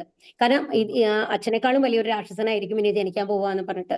അപ്പോൾ നാരദൻ വന്നു കഴിഞ്ഞിട്ട് അവരെ തടയുകയാണ്. അല്ല, അദ്ദേഹം ശുദ്ധഭക്തനാണ്, അതുകൊണ്ട് ഒരിക്കലും കൊല്ലരുത്. ഈ ലോകം മുഴുവൻ പ്രസിദ്ധമാവാൻ പോകുന്ന ഒരു രാജാവാണ് പ്രഹ്ലാദൻ എന്ന് പറഞ്ഞു കഴിഞ്ഞിട്ട് നാരദര് അവരെ സമാധാനിപ്പിച്ച് തിരിച്ചയച്ചുകൊണ്ട് തന്റെ ആശ്രമത്തിലേക്ക് കൂട്ടിയിട്ട് പോയി സംരക്ഷണം കൊടുക്കുകയാണ്. അപ്പൊ ആ സമയത്ത് രാപ്പകലില്ലാതെ ഭാഗവതം കേൾപ്പിച്ചു കൊടുക്കും ഈ ഗർഭസ്ഥ ശിശുവിന്, കയാതുവിന്റെ. പക്ഷെ കയാതു ഇതൊന്നും ശ്രദ്ധിക്കുന്നില്ല. കാരണം കയാതുവിനെ എങ്ങനെയാണെന്ന് വെച്ച് കഴിഞ്ഞാൽ ഭർത്താവ് എപ്പോ വരും, എങ്ങനെ രക്ഷപ്പെടണം? അവര് ഒരു രാക്ഷസിയാണ് അല്ലെ മെയിൻലി. അപ്പൊ അതുകൊണ്ട് ദൈവഭക്തിയൊന്നും ഇല്ല കയാതുവിന്. അപ്പൊ കയാതു ഉറങ്ങിക്കൊണ്ടിരിക്കും, പ്രഹ്ലാദ് കേട്ടുകൊണ്ടിരിക്കും. അങ്ങനെ പ്രഹ്ലാദാണ് ഫുൾ ഭാഗവതം കേട്ട് ഒരു ശുദ്ധഭക്തനായിട്ട് മാറിയിട്ടാണ് അദ്ദേഹം ജനിക്കുന്നത്. അപ്പൊ അതുകൊണ്ട് തന്നെ എത്ര തടസ്സങ്ങൾ വന്നു കഴിഞ്ഞിട്ട് ഹിരണ്യകശിപു പലതരത്തിൽ കൊല്ലാൻ ശ്രമിച്ചു കഴിഞ്ഞിട്ടും അദ്ദേഹം എന്താ ചെയ്തിരുന്നത്? പ്രഹ്ലാദൻ എന്താ ചെയ്തിരുന്നത്? തന്റെ ചുറ്റുമുള്ള കുട്ടികളെയൊക്കെ ഭഗവത് ഭക്തനാക്കുകയാണ് ചെയ്തത്. നാരായണനാണല്ലാതെ വേറെ ആരുമില്ല, നാരായണ നാമമാണ് നമ്മൾ ജപിക്കേണ്ടത്, ഭഗവാനിലേക്കാണ് എത്തേണ്ടത് എന്നുള്ള ഉപദേശം കൊടുക്കുകയാണ് ചെയ്തത്. അതാണ് പറയുന്നത്. ആത്മസാക്ഷാത്കാരം ലഭിച്ച ആൾക്കാർക്ക് എല്ലാം വ്യക്തമായിട്ട് കാണാൻ സാധിക്കും. അതുകൊണ്ട് തന്നെ എന്ത് അപകടങ്ങൾ വന്നു കഴിഞ്ഞാലും അവര് ഭയപ്പെടില്ല എന്നുള്ളതാണ്. യഥാദിത്യാഗതം തേജോ ജഗത്പാസയതേഖിലം യച്ഛന്ദ്രമസി യച്ചാഗ്നൗ തദ്ദേജോ വിദ്ധി മാമകം പ്രപഞ്ചത്തിലെ അന്ധകാരം അത്രയും നീക്കി അതിനെ ശോഭയാനമാനമാക്കുന്ന സൂര്യന്റെ തേജസ് എന്നിൽ നിന്നാണ് വരുന്നത്. ചന്ദ്രന്റെയും അഗ്നിയുടെയും തേജസ്സുകളും എന്നിൽ നിന്ന് തന്നെ വരുന്നതാണ്. അപ്പൊ ഇവിടെ ഭഗവാൻ വ്യക്തമായിട്ട് പറയുന്നതാണ്. ഇനി ആർക്കെങ്കിലും സംശയം ഉണ്ടെങ്കിൽ എന്താ പറയുന്നത്? സൂര്യന്റെ പ്രകാശം എവിടെ നിന്ന് വരുന്നു എന്നാ പറയുന്നത്? ഭഗവാനിൽ നിന്ന്. ഭഗവാനിൽ നിന്ന് വരുന്നു. അതുപോലെ ചന്ദ്രന്റെയും അഗ്നിയുടെയും തേജസ്സൊക്കെ ഇതിൽ നിന്ന് വരുന്നതാണ്, ഭഗവാനിൽ നിന്നാണ് വരുന്നത് എന്ന് പറയുകയാണ് ഇവിടെ കേട്ടോ. അപ്പൊ ഇതില് എന്താ പറയുന്നുണ്ടെങ്കിൽ ഈ സൂര്യന്റെ തേജസ് ഇല്ല എന്നുണ്ടെങ്കിൽ, അത് ഭഗവാന്റെ ശക്തി ഇല്ല എന്നുണ്ടെന്നുണ്ടെങ്കിൽ ഇവിടെയുള്ള ഏത് വെജിറ്റബിൾസും നമുക്ക് വളരാൻ പറ്റില്ല. നമ്മൾ പഠിച്ചിട്ടുണ്ടല്ലേ ഫോട്ടോസിന്തസിസ്, ഒരു ചെടി എങ്ങനെയാണ് ഭക്ഷണം ഉണ്ടാക്കുന്നത് പഠിച്ചിട്ടില്ലേ? കാർബൺ ഡൈ ഓക്സൈഡ്, അതെന്താണ്? അന്തരീക്ഷത്തിൽ നിന്നുള്ള കാർബൺ ഡൈ ഓക്സൈഡ് ഉപയോഗിച്ച് സൂര്യപ്രകാശത്തിൽ നിന്ന് ഉപയോഗിച്ച ക്ലോറോഫിൽ ഉപയോഗിച്ചിട്ടാണ് എന്താണ് ആഹാരം ഉണ്ടാക്കുന്നത് എന്ന്. അപ്പൊ ആ സൂര്യപ്രകാശം ഇല്ല എന്നുണ്ടെങ്കിൽ ഇതൊന്നും ആർക്ക് ലഭിക്കില്ല? ചെടികൾക്ക് ലഭിക്കില്ല. അപ്പൊ അതുകൊണ്ട് തന്നെ സസ്യങ്ങൾ വളരാൻ പറ്റില്ല. രണ്ടാമത്തെ കാര്യം നമ്മൾക്ക് പറയാം, ഒരു മാമ്പഴം, ഒരു കൊയ്യാപ്പഴം, എന്താ നിങ്ങൾ പറയാ, പേരക്കായ്, പലതരത്തില് പറയുന്നുണ്ടാവും. അതിനെന്താ പറയുന്നത്? വേറെ പേരക്കായ പറയാ, പേരക്കാന്നല്ലേ പറയാ? അത് അല്ലെങ്കിൽ ആപ്പിൾ എടുത്തോളൂ. ആപ്പിൾ, ഇതിന്റെ ഒക്കെ സ്വാദ് വ്യത്യാസമല്ലേ? ഉണ്ട് അല്ലേ? അതുപോലെ നമ്മുടെ വെജിറ്റബിൾസ് പറഞ്ഞ വെണ്ടക്കായ, ഓരോന്നിനും ഓരോ ഗുണങ്ങളാണുള്ളത്. ഇപ്പൊ ക്യാരറ്റ് എന്ന് പറഞ്ഞാൽ അതിൽ വിറ്റമിൻ എ കൂടുതലാണ്, നമുക്ക് കണ്ണിന് വളരെ നല്ലതാണെന്ന് പറയും അല്ലേ? നമ്മള് അതുപോലെ തന്നെ കുമ്പളങ്ങ ഉണ്ടെന്നുണ്ടെങ്കിൽ വയറ്റിന് എന്തെങ്കിലും അസുഖങ്ങളൊക്കെ ഉണ്ടെങ്കിൽ നല്ലതാണെന്ന് പറയും. അപ്പൊ ഓരോന്നിനും ഓരോ ഗുണങ്ങളാണുള്ളത്, ഓരോന്നിനും ഓരോ സ്വാദാണുള്ളത്. ഇതെങ്ങനെ വരുന്നു? അതിന്റെ ഉറവിടം എന്ന് പറയുന്നത് ചന്ദ്രരശ്മികളാണ് എന്നാണ് പറയുന്നത്. അത് ഏത് തരത്തിലാണോ ചന്ദ്രരശ്മികൾ അബ്സോർബ് ചെയ്യുന്നത് അതിനനുസരിച്ചാണ് അതിലെ മാറ്റങ്ങൾ. അതിന്റെ ഡീപ്പായിട്ട് അറിയുന്നത് എനിക്ക് പറഞ്ഞു തരാൻ അറിയില്ല. ബട്ട് ചന്ദ്രരശ്മികൾ വെച്ചിട്ടാണ് അതിന്റെ എന്താണ് ആ സ്വാദ് മാറ്റങ്ങളൊക്കെ വരുന്നില്ലേ, അതിന്റെ ഗുണങ്ങൾ വ്യത്യാസം വരുന്നില്ലേ, അതൊക്കെ. അപ്പൊ ചന്ദ്രന്റെ രശ്മികൾ ഇല്ല എന്നുണ്ടെങ്കിൽ നമുക്ക് തോന്നും സൂര്യരശ്മി മാത്രം പോരെന്ന്. അങ്ങനെയല്ല. ഈ പ്രപഞ്ചത്തിലെ ഓരോ ഫലങ്ങളും എന്താണ് വെജിറ്റബിൾസ് ആയിട്ടുള്ള സാധനങ്ങൾ, പച്ചക്കറികൾ, അങ്ങനത്തെ സാധനങ്ങളൊക്കെ അതിന്റെ സ്വാദോടുകൂടി, അതിന്റെ സത്തോടുകൂടി നിലനിൽക്കുന്നത് എന്തുകൊണ്ടാണ്? ചന്ദ്രരശ്മികൾ കൊണ്ടാണെന്നാണ് പറയുന്നത്. ഓക്കെ, അപ്പൊ ഇതെല്ലാം എവിടെ വരുന്നതാണ്? ഭഗവാനിൽ നിന്ന് വരുന്നതാണ്. ഇനി അഗ്നി എന്ന് പറയുമ്പോൾ നമ്മൾ നേരത്തെ പറഞ്ഞോലെ, നമ്മളെ ദഹിപ്പിക്കണം എന്നില്ല. നമ്മളൊരു ഭക്ഷണം കഴിച്ചാൽ മാത്രം പോരാ, അത് ദഹിച്ച് അതിന്റെ സത്ത് നമ്മുടെ ദേഹം വലിച്ചെടുക്കണം. അത് ദഹിക്കണമെന്നുണ്ടെങ്കിൽ എന്ത് വേണം? ദഹനാഗ്നി വേണം, ജഠരാഗ്നി വേണം. ആ അഗ്നിയും ഭഗവാൻ തന്നെയാണ് എന്നുള്ളതാണ് ഇവിടെ പറയുന്നത് കേട്ടോ. ഗാമ വിശ്യാച്ച ഭൂതാനി ധാരയാമ്യകമോജസ ഉഷ്ണാം യജൗഷധി സർവ സോമോ ഭൂത്വാരസാത്മക. ഞാൻ ഓരോ ഗ്രഹത്തിലും ഉൾപ്പുകി അവയെ എന്റെ ശക്തി കൊണ്ട് ഭ്രമണപഥത്തിൽ നിലനിർത്തുന്നു. ഞാൻ തന്നെ ചന്ദ്രനായി തീർന്ന് എല്ലാ സസ്യങ്ങൾക്കും ജീവരസം പകരുന്നു. കണ്ടോ? ഞാൻ ഓരോ ഗ്രഹത്തിലും ഉൾപ്പുകി. അപ്പൊ എന്താ ചെയ്യുന്നത്? ഓരോ ഗ്രഹത്തിന്റെ ഉള്ളിലും ഞാൻ വരികയാണ്, എന്താ, പ്രകാശമായിട്ട് എന്റെ ശക്തി കൊണ്ട്. അപ്പോ ഈ ഭൂമിയാണെന്നുണ്ടെങ്കിലും വ്യാഴമാണെന്നുണ്ടെങ്കിലും ചൊവ്വയാണെന്നുണ്ടെങ്കിലും നമ്മള് സോളാർ സിസ്റ്റം നമ്മൾക്ക് ഏറ്റവും അറിയുന്നത് അതാണ് അല്ലെ, നമ്മളുടെ സൗരയൂഥമാണ്. അപ്പൊ ആ സൗരയൂഥത്തിലെ ഓരോ ഗ്രഹങ്ങളെ അവിടെ നിലനിർത്തുന്നത് ആരാന്നാ പറയുന്നത്? ഭഗവാനാണ്. എന്റെ ശക്തി കൊണ്ടാണ് ഭ്രമണപഥത്തിൽ നിർത്തുന്നത്. അല്ലാന്നുണ്ടെങ്കിൽ എന്തുണ്ടാവും? ഇടിച്ചു പോകും. ആ ഒരു നമ്മുടെ ആകർഷണ ശക്തി എന്ന് പറയുന്നത് ഭഗവാന്റെ ശക്തിയാണ് എന്നുള്ളതാണ്. അപ്പൊ ആ ഭഗവാന്റെ ശക്തി ഇല്ല എന്നുണ്ടെങ്കിൽ എന്താ ഉണ്ടാവുന്നത്? അത് രണ്ടും കൂടി ഒരസ്ഥാൻ തുടങ്ങും അല്ലെ, അതോടുകൂടി എല്ലാം തീർന്നു. അപ്പൊ എത്ര കാലങ്ങളായി അത് അങ്ങനെ തന്നെ നിലനിൽക്കാൻ നോക്കൂ. അപ്പൊ ഭഗവാൻ ഒരു മിനിറ്റ് എങ്കിലും റെസ്റ്റ് എടുക്കണ്ടോ നമുക്ക് തോന്നില്ലേ? ഒന്ന് ആലോചിച്ച് നോക്കൂ. കാരണം എപ്പോഴും എല്ലാതും പെർഫെക്റ്റ് ആയിട്ടാണുള്ളത് അല്ലെ. ഒന്ന് ആലോചിച്ച് നോക്കൂ. ഞാൻ തന്നെ ചന്ദ്രനായി തീർന്ന് എല്ലാ സസ്യങ്ങൾക്കും ജീവരസം പകരുന്നു. എല്ലാത്തിനും ജീവരസം പകർന്നു കൊടുക്കുന്നത് ആരാണ്? ഭഗവാനാണ്. അഹം വൈശ്വാനരോ ഭൂത്വ പ്രാണിനാം ദേഹമാശ്രിതഃ പ്രാണാപാനസമായുക്തഃ പച്ചാമ്യന്നം ചതുർവിധം. സകല ജീവികളിലുമുള്ള ദഹനാഗ്നിയാണ് ഞാൻ. ഉൾക്കൊള്ളുന്നതും പുറത്തു തള്ളുന്നതുമായ പ്രാണവായുവിനോട് ചേർന്ന് ഞാൻ 4 വിധത്തിലുള്ള ആഹാരങ്ങളെയും ദഹിപ്പിക്കുന്നു. അപ്പൊ എങ്ങനെയാണ് അത് പറയുന്നത്? നമ്മള് ഉൾക്കൊള്ളുമ്പോൾ എന്താ ഉണ്ടാവുന്നത്? ഓക്സിജൻ ഉള്ളിൽ ചെല്ലുന്നു അല്ലെ, രക്തത്തിൽ കൂടി ഓക്സിജൻ എല്ലായിടത്തും ചെല്ലുന്നു. ആ ഓക്സിജനായിട്ട് ചേർന്നിട്ടാണ് ഈ ദഹന അഗ്നിയോട് ചേർന്നിട്ടാണ് അത് ദഹിക്കുന്നത്. അതിനുശേഷം എന്താ ചെയ്യുന്നത്?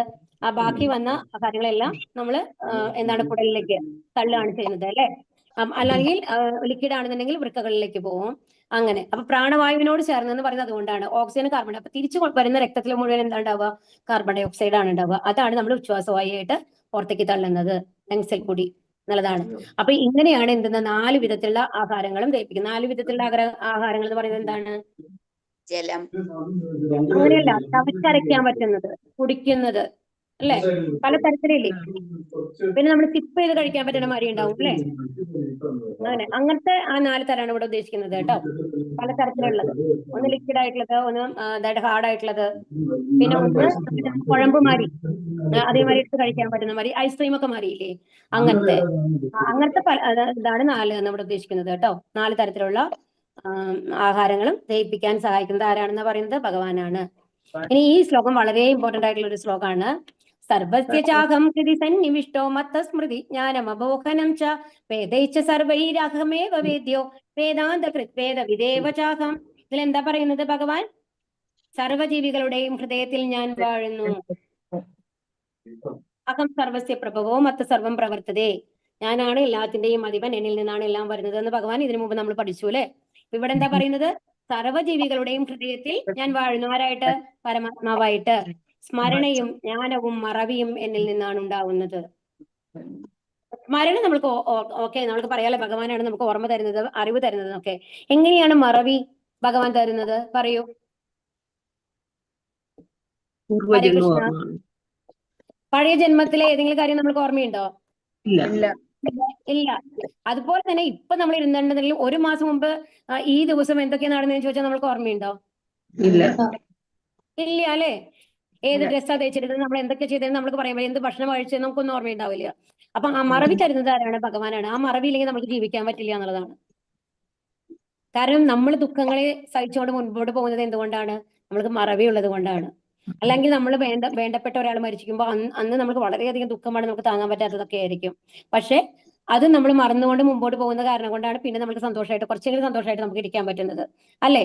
അതുപോലെ തന്നെ നമ്മൾ ഏതെങ്കിലും അറിയാതെയാണെങ്കിലും നമ്മൾ എന്തെങ്കിലും തെറ്റുകൾ ചെയ്തിട്ടുണ്ടാവാം അല്ലെ?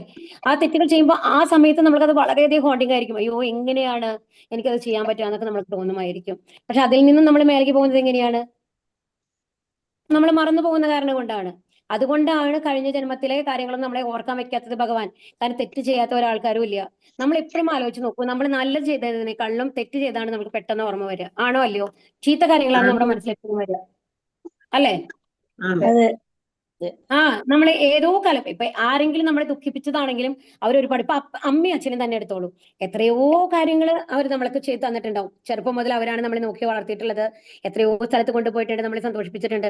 പക്ഷെ ഏതെങ്കിലും ഒരു ദിവസം നമ്മളൊരു തെറ്റ് ചെയ്തപ്പോൾ നല്ലൊരു അടിയാട് തന്നിട്ടുണ്ടാവും, നല്ല പാട് വന്നിട്ടുണ്ടാവും. ആ ലെവലിലൊക്കെ ആ കാര്യങ്ങളൊക്കെ നമ്മൾ ഇപ്പോഴും ഓർക്കുന്നുണ്ടാവും.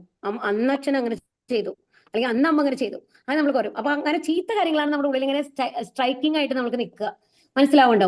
അപ്പൊ ഈ മറവിയില്ലാന്നുണ്ടെങ്കിൽ നമ്മൾക്ക് ജീവിക്കാൻ പറ്റില്ല എന്നുള്ളതാണ്. അതിനു വേണ്ടിയിട്ടാണ് ഭഗവാൻ നമ്മൾക്ക് എന്ത് തന്നിട്ടുള്ളത്? മറവി തന്നിട്ടുള്ളത്. ആ മറവി എന്നിട്ട് ഭഗവാൻ പറയാണ്, ഈ കഴിഞ്ഞ കാര്യങ്ങളൊക്കെ നിങ്ങൾ കുറെ തെറ്റുകളൊക്കെ ചെയ്തിട്ടുണ്ട്, ഇനി ഞാൻ നിങ്ങൾക്ക് വേദങ്ങൾ തന്നിട്ടുണ്ട്, നമ്മൾ ഭഗവത്ഗീത തന്നിട്ടുണ്ട്, ഭാഗവതം തന്നിട്ടുണ്ട്, ഈ പുസ്തകങ്ങളൊക്കെ തന്നിട്ടുണ്ട്. ഇനി അതനുസരിച്ച് നിങ്ങൾ ജീവിക്കൂ. കഴിഞ്ഞതിനെ കുറിച്ചൊന്നും ആലോചിക്കേണ്ട. ഈ ജന്മത്തിൽ നല്ല കാര്യങ്ങൾ ചെയ്ത് ഭഗവത് സ്മരണയോട് കൂടി ഇരുന്ന് കഴിഞ്ഞാൽ ഞാൻ നിങ്ങളെ കൂട്ടിയിട്ട് പോവാം. മറ്റു പാപങ്ങളൊക്കെ ഞാൻ തിരിച്ചെടുത്തോളാം എന്ന് പറയാണ് ഭഗവാൻ. മനസ്സിലാവുണ്ടോ പറയുന്നത്? വേദാന്തം ഉണ്ടാക്കിയതും വേദങ്ങളെ അറിയുന്നതും ഞാനാണ്. വേദാന്തം ഉണ്ടാക്കിയതും ആരാണ്? വേദാന്തം എന്ന് പറഞ്ഞാൽ എന്താണ്? അന്തമില്ലാത്തത്. അതായത് അന്തം എന്ന് പറഞ്ഞ അവസാനം എന്നാണ്. വേദത്തിന്റെ അന്തം ആരാണ്? ഭഗവാനാണ്. ഭഗവാന്റെ മേൽ വേറെ ഒന്നുമില്ല. മനസ്സിലാവുണ്ടോ? അതുകൊണ്ടാണ് വേദാന്തം ഉണ്ടാക്കിയതും വേദങ്ങളെ അറിയുന്നതും ഞാനാണ് എന്ന് പറയുന്നത്. കാരണം ഭഗവാനിൽ നിന്നാണ് എല്ലാം വന്നിട്ടുള്ളത് അല്ലെ? ദ്വാവിമൗ പുരുഷൗ ലോകേ ക്ഷര ഏവജ ക്ഷര സർവാണി ഭൂതാനി കൂടസ്ഥോക്ഷരം ഉച്യതേ. പുരുഷന്മാർ 2 വിധം, തെറ്റുപറ്റാവുന്നവരും അല്ലാത്തവരും. ഭൗതിക ലോകത്തിലെ ജീവാത്മാക്കളെല്ലാം തെറ്റുപറ്റാവുന്നവരാകുന്നു. ആത്മീയ ലോകത്തുള്ള ജീവാത്മാക്കൾക്ക് തെറ്റുപറ്റുകയില്ല. അപ്പൊ ഇവിടെ 2 തരത്തിലുള്ള ആൾക്കാരാണ്. 2 തരത്തിലുള്ള ആൾക്കാരാണുള്ളത്. നിത്യസിദ്ധ, നിത്യബദ്ധ. എന്താണ് നിത്യസിദ്ധ എന്ന് പറഞ്ഞു കഴിഞ്ഞാൽ അവർക്ക് മരണമില്ല, അവർ ആത്മീയ ലോകത്തുള്ള ആൾക്കാരാണ്. മനസ്സിലാവുണ്ടോ? കാരണം അവർക്ക് ഇങ്ങോട്ട് തിരിച്ചു വരണം. നമ്മൾ ആത്മീയ ലോകത്ത് പോയി കഴിഞ്ഞാൽ അങ്ങോട്ട് തിരിച്ചു വരണ്ട നമ്മൾ പറയുന്നുണ്ടല്ലോ. അങ്ങനത്തെ ആൾക്കാരാണ് എന്ന് പറയുന്നത് നിത്യസിദ്ധ പറയുന്നത്. അത് ഭഗവാന്റെ പ്രകൃതിയുള്ള ആൾക്കാര്, ഭഗവാൻ നമ്മുടെ ആത്മാവിന്റെ സ്വരൂപം കാത്തു സൂക്ഷിക്കുന്നു. അതാണ് അതിന്റെ അർത്ഥം. ഇവിടെ വരുമ്പോൾ നമ്മൾ എന്തായി? 3 പ്രകൃതി ഗുണങ്ങൾ നമ്മളുടെ ഒരു ഭൗതിക ശരീരവും നമ്മൾക്ക് കിട്ടുന്നു, അതോടൊപ്പം 3 പ്രകൃതി ഗുണങ്ങളും നമ്മൾക്ക് വരുന്നു.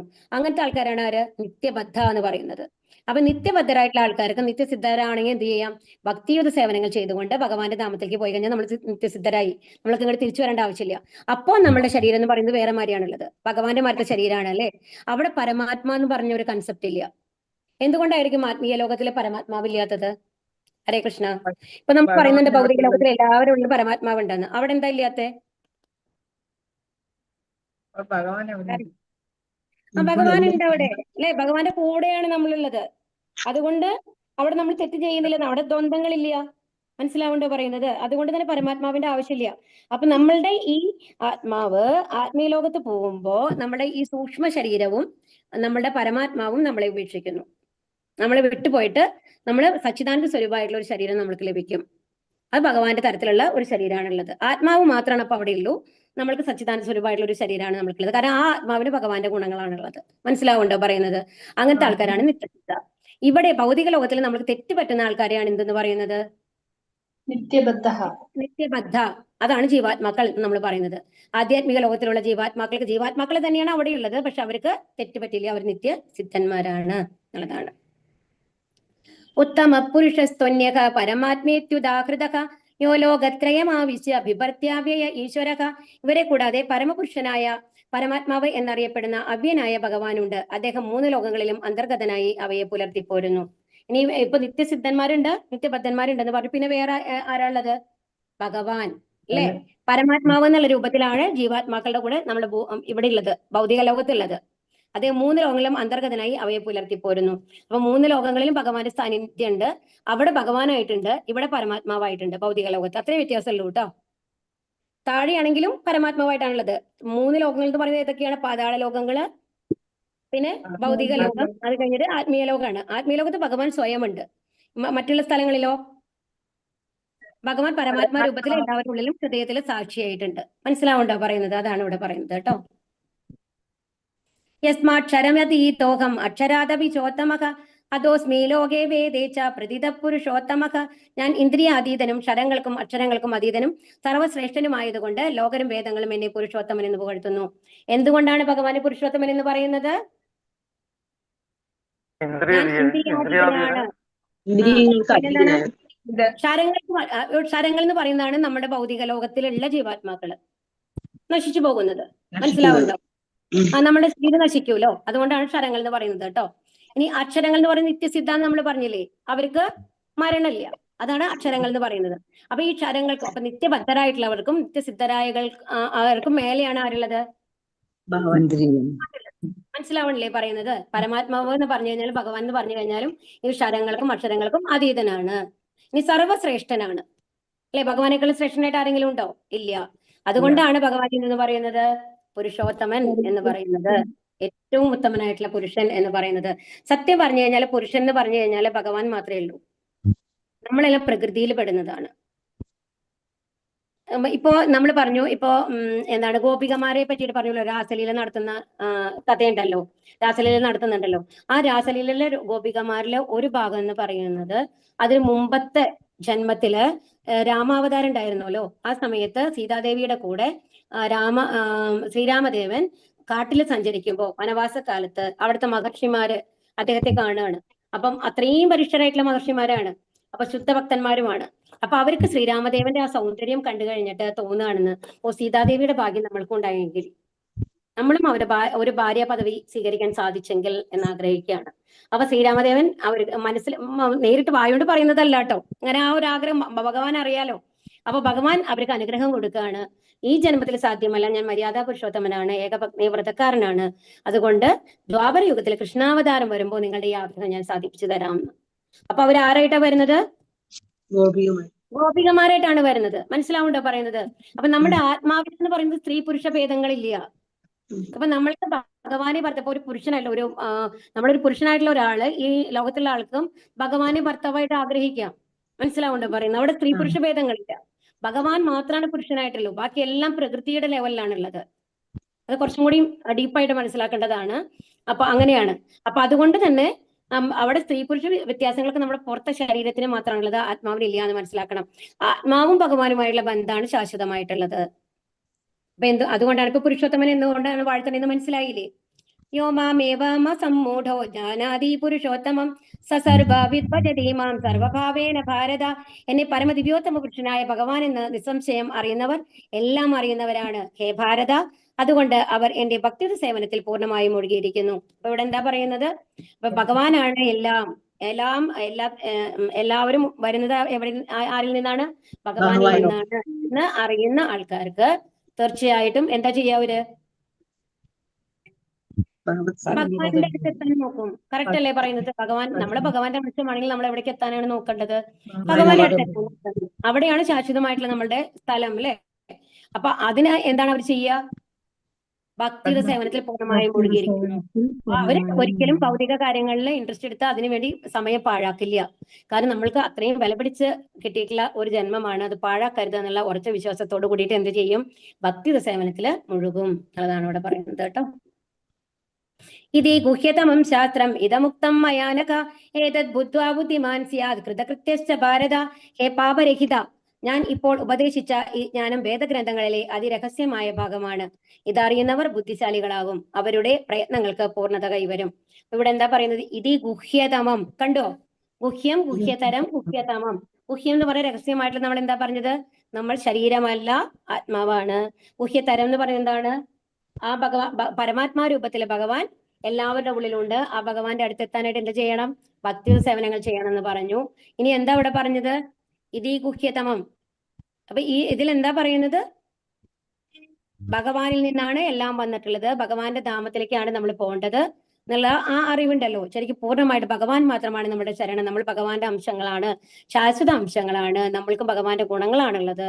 അപ്പൊ അതുകൊണ്ട് നമ്മളുടെ ധാമം എന്ന് പറയുന്നത് എവിടെയാണ്? ശാശ്വത ധാമമാണ്, അവിടേക്കാണ് പോകേണ്ടത്. അപ്പൊ ശുദ്ധ ഭക്തിയോടെ നമ്മൾക്ക് എന്ത് ചെയ്യാൻ പറ്റും? ഭഗവാന്റെ അടുത്ത് എത്താൻ പറ്റും എന്നുള്ളതാണ് ഗുഹ്യതമമായിട്ടുള്ള ശാസ്ത്രം എന്ന് പറയുന്നത്. ഹേ പാപരഹിത, ഞാൻ ഇപ്പോൾ ഉപദേശിച്ച ഈ ജ്ഞാനം അതുകൊണ്ട് തന്നെ അത് അതിരഹസ്യമായ ഭാഗമാണ്. എന്താണ്? പിന്നെ നമ്മളെ ശാശ്വതമായിട്ടുള്ള ആനന്ദത്തിലേക്കാണ് കൊണ്ടുപോകുന്നത്, അല്ലെ? അതല്ലേ ഏറ്റവും വലിയ അറിവ് എന്ന് പറയുന്നത്. നമ്മുടെ ജീവിതത്തിൽ കിട്ടാൻ പറ്റുന്ന ഏറ്റവും വലിയ അറിവ് എന്താണ്? മരിക്കാത്ത ഒരവസ്ഥയിലേക്ക് നമ്മൾക്ക് പോവാം, എപ്പോഴും സന്തോഷമുള്ള ഒരു അവസ്ഥയിലേക്ക് പോവാം എന്നുള്ളതല്ലേ? അല്ലേ? അതെ. അതിനേക്കാളും വലിയൊരു അറിവുണ്ടോ നിങ്ങൾക്ക് സ്ഥിരമായ സന്തോഷമുള്ള ഒരു സ്ഥലത്തേക്ക് കൊണ്ടുപോവാണ്, അവിടെ മരണമില്ല, നിത്യ യൗവനമാണെന്ന് പറഞ്ഞു കഴിഞ്ഞാല് നമ്മൾ പോവോ ഇല്ലയോ? തീർച്ചയായിട്ടും പോകുമ്പോൾ എല്ലാവരും അടിക്കാൻ തുടങ്ങും, ആർക്കാണ് മുമ്പേ പോണ്ടേ എന്നുള്ളത്. പക്ഷെ അതിനുള്ള പ്രയത്നങ്ങൾ ചെയ്യാനെന്ന് പറഞ്ഞാൽ കുറച്ച് ബുദ്ധിമുട്ടാണെന്ന് മാത്രം. പക്ഷെ നമ്മൾ അതിനെന്ത് ചെയ്യണം? നിരന്തരമായ അഹൈതുകീയ പ്രതിഹത സവൈ പുംസാം പരോധർമ്മോ യഥോ ഭക്തിരദോഷജേ. നമ്മളത് നിരന്തരമായി കണ്ടീഷൻസ് ഒന്നും ഇല്ലാണ്ട്, എന്താണ്, ഒരു പ്രത്യേക മോട്ടീവ് ഇല്ലാണ്ട്, അതായത് സ്വാർത്ഥ താല്പര്യങ്ങളില്ലാണ്ട് ഭഗവാനിലേക്ക് എത്തണം എന്ന് ആത്മാർത്ഥമായി ശ്രമിക്കുന്നവർക്ക് തീർച്ചയായിട്ടും അവിടെ എത്താം എന്നുള്ളതാണ്. അപ്പൊ ഇങ്ങനെ അറിയുന്നവര് ബുദ്ധിശാലികളാണ്, അവരുടെ പ്രയത്നങ്ങൾക്ക് പൂർണ്ണത വരും എന്നാണ് ഇവിടെ പറയുന്നത്. പരമപുരുഷന്റെ ഈ തത്വശാസ്ത്രം പഠിച്ചറിഞ്ഞ് ഭഗവത് സേവന നിരതരാവുന്നവർക്ക് ഭൗതിക പ്രകൃതിയുടെ ത്രിഗുണങ്ങളുടെ പാതയിൽ നിന്നൊഴിയാം. മനസ്സിലായോ? ആധ്യാത്മികമായ ജ്ഞാനത്തിന്റെ പ്രക്രിയയാണ് ഭക്തിപൂർവകമായ ഭഗവത് സേവനം. അത് നടത്തുന്നിടത്ത് ഭൗതിക മാലിന്യം നിലനിൽക്കുകയില്ല. എന്തുകൊണ്ടാണ്? നമ്മുടെ മനസ്സ് പരിശുദ്ധമായ ഹരേകൃഷ്ണ മന്ത്രം ജപിക്കാൻ ഉണ്ടാവുന്നത്? ഭൗതിക മാലിന്യങ്ങൾ പൊഴിഞ്ഞ് നമ്മൾക്ക് വിരക്തി വരികയാണ് ചെയ്യുന്നത്. ഒരു സൂര്യനിലടുത്ത് ഇരുട്ടുണ്ടാവില്ല, അല്ലെ? ഭഗവത് സേവനവും ഭഗവാനും ആധ്യാത്മികമായതുകൊണ്ട് ഒന്ന് തന്നെ. ഭഗവാന്റെ അന്തരംഗ ശക്തിയിലാണ് ഭക്തി സേവനം നടക്കുന്നത്. ബുദ്ധിമാനും വിശുദ്ധമാനുമായി ഈ ഏതൊരാളും കൃഷ്ണാബോധം ഉൾക്കൊള്ളുകയും ഭഗവത് സേവനം അനുഷ്ഠിക്കുകയും വേണം. കൃഷ്ണനെ മനസ്സിലാക്കി ഭക്തിയുത സേവനത്തിൽ ഏർപ്പെടാത്തിടത്തോളം കാലം സാമാന്യ ദൃഷ്ടിയ ബുദ്ധിമാനായിരുന്നാലും അയാളെ ആ നിലയ്ക്ക് അംഗീകരിക്കാൻ വയ്യ. എത്ര വലിയ ശാസ്ത്രജ്ഞനായിരുന്നാലും എത്ര വലിയ ഒരു മഹാനായിരുന്നാലും ഭക്തിയുത സേവനങ്ങൾ ചെയ്യുന്നില്ലെങ്കിൽ ഭഗവാന്റെ അടുത്ത് എത്താനായിട്ട് സാധിക്കില്ല. അയാളുടെ ഈ ജന്മത്തോടു കൂടി അയാളുടെ ആ അറിവൊക്കെ നശിച്ചു പോവുകയാണ് ചെയ്യുന്നത്. പിന്നെ കർമ്മങ്ങൾക്ക്, അയാളുടെ ബുദ്ധിക്ക് അനുസരിച്ചല്ല, കർമ്മങ്ങൾക്ക് അനുസരിച്ച് ആണ് അടുത്ത ഒരു ശരീരം നമ്മൾക്ക് കിട്ടുക. അപ്പൊ അതുകൊണ്ട് എത്ര വലിയ ആൾക്കാരാണെങ്കിലും മരിച്ചു കഴിഞ്ഞാൽ അടുത്ത ജന്മം എങ്ങനെ വരുന്നുള്ളത് നമുക്ക് പറയാൻ പറ്റില്ല. അപ്പൊ ഇപ്പൊ തന്നെ നമ്മൾക്ക് ഭക്തി സേവനങ്ങൾ മുടങ്ങാതെ ചെയ്യാൻ തുടങ്ങണം എന്നുള്ളതാണ് പറയുന്നത്. ഇവിടെ നമ്മള് സുധാമാവിനെയാണ് അല്ലെ ഇക്കഥ പിന്നെ പറയണ്ടല്ലോ, എല്ലാവർക്കും അറിയാലോ. ഹരേ കൃഷ്ണ കൃഷ്ണ കൃഷ്ണ ഹരേ ഹരേ, ഹരേ രാമ രാമ രാമ ഹരേ ഹരേ. ഹരേ കൃഷ്ണ. ശരി, ചോദ്യങ്ങൾ എടുക്കാട്ടോ. ഏതാണ് ആദ്യത്തെ ചോദ്യം? എന്താണ്? എന്താണ്? കൃഷ്ണനെ പറ്റി അറിയുക. നീ ഇവിടെ അറിയാൻ വൃക്ഷത്തെ എന്തിനോട് ഓമിച്ചിരിക്കുന്നു? ഭൗതികമായ ബന്ധങ്ങളോട്. ഭൗതിക ബന്ധങ്ങൾ അല്ലെങ്കിൽ ഭൗതിക ലോകം, രണ്ടും ശരിയാണ് കേട്ടോ. ഭൗതിക ബന്ധങ്ങളും ഭൗതിക ലോകവും എഴുതാം. നിങ്ങൾക്ക് എങ്ങനെയാണ്, നിങ്ങൾക്ക് ക്വിസിൽ ക്വസ്റ്റ്യൻ വരുമ്പോൾ ഭൗതിക ബന്ധങ്ങളല്ല ഭൗതിക ലോകമാണ് തന്നത് എന്ന് പറയരുത്. രണ്ടും ഒന്ന് തന്നെയാണ്. ഭൗതിക ബന്ധങ്ങളും ഭൗതിക ലോകവും ശരിയാണ്. ഇനി ഈ വൃക്ഷത്തിന് പോഷണം ലഭിക്കുന്നത് എങ്ങനെ? ഭൗതിക ഭൗതിക പ്രകൃതിയുടെ പ്രകൃതിയുടെ ത്രിഗുണങ്ങളാൽ ഭൗതിക പ്രകൃതിയുടെ ത്രിഗുണങ്ങളാൽ. ഓക്കെ. ത്രിഗുണങ്ങളാൽ. ഇനി അഞ്ചിൽ എന്താ പറയണേ? ഭഗവാൻ എന്താണ് പറയുന്നത്? നിത്യാഭിമാനം, മായാമോഹം, മായാമോഹം, ജീവാത്മാവിന്റെ വ്യക്തിത്വം ദുസ്സംസർഗം, ഇതാണല്ലേ നിർമ്മാണമോഹാജിസംഗദോഷ. അതല്ലേ മിഥ്യാഭിമാനം, മായാമോഹം, ദുസ്സംസർഗം എന്നീ ദോഷങ്ങൾ ഒഴിഞ്ഞ് ഭൗതിക തൃഷ്ണയിൽപ്പെടാതെ സനാതന തത്വത്തെ അറിഞ്ഞ് സുഖ ദുഃഖാദികളായ ദ്വന്ദ്ങ്ങളിൽ നിന്ന് മോചിതരായി വിഭ്രാന്തരാകാതെ പരമപുരുഷന് സ്വയം സമർപ്പിക്കണം. അപ്പൊ എന്തുണ്ടാവാൻ പാടില്ല? നിത്യാഭിമാനം ഉണ്ടാവാൻ പാടില്ല, മായാമോഹം ഉണ്ടാവാൻ പാടില്ല, ദുസ്സംസർഗം ഉണ്ടാവാൻ പാടില്ല, ഭൗതിക തൃഷ്ണ ഉണ്ടാവാൻ പാടില്ല. അതുപോലെ സുഖദുഃഖങ്ങളെ ഒരുപോലെ കാണുന്നവരായിരിക്കണം അല്ലേ? അങ്ങനത്തെ ആൾക്കാർക്ക് തീർച്ചയായും ഭഗവാന്റെ അടുത്തെത്തും എന്നാണ് പറയുന്നത്. ഇനി ജീവാത്മാവിന്റെ വ്യക്തിത്വം വെളിപ്പെടുത്തുന്ന ശ്ലോകം ഏതാണ്? ജീവാത്മാവിന്റെ വ്യക്തിത്വം വെളിപ്പെടുത്തുന്ന ശ്ലോകം 7ാമത്തെ ശ്ലോകമാണ്. മമൈവാംശോ ജീവലോകേ. എല്ലാവരും വ്യക്തിത്വങ്ങളാണ് 7ാമത്തെ കേട്ടോ. ഇനി ജീവാത്മാവിന്റെ ദഹനാഗ്നി എന്ന് പറയുന്നത് എന്താണ്? ഭഗവാൻ തന്നെയാണ്. ഭഗവാൻ എന്നാണ് അതിന്റെ ഉത്തരം കേട്ടോ. ഇനി പുരുഷോത്തമൻ എന്ന് വിളിക്കാൻ കാരണം ഭഗവാനെ അത് അവസാനത്തെ ഇതല്ലേ 18ാമത്തെ ശ്ലോകമാണ്. ഇന്ദ്രിയാതീതനും ഇന്ദ്രിയാതീതനും അതീതനും അതീതനായത് സർവശ്രേഷ്ഠനുമായതുകൊണ്ട് ലോകനും വേദങ്ങളും ഭഗവാനെ പുരുഷോത്തമൻ എന്ന് വിളിക്കുന്നു. ഹരേ കൃഷ്ണ.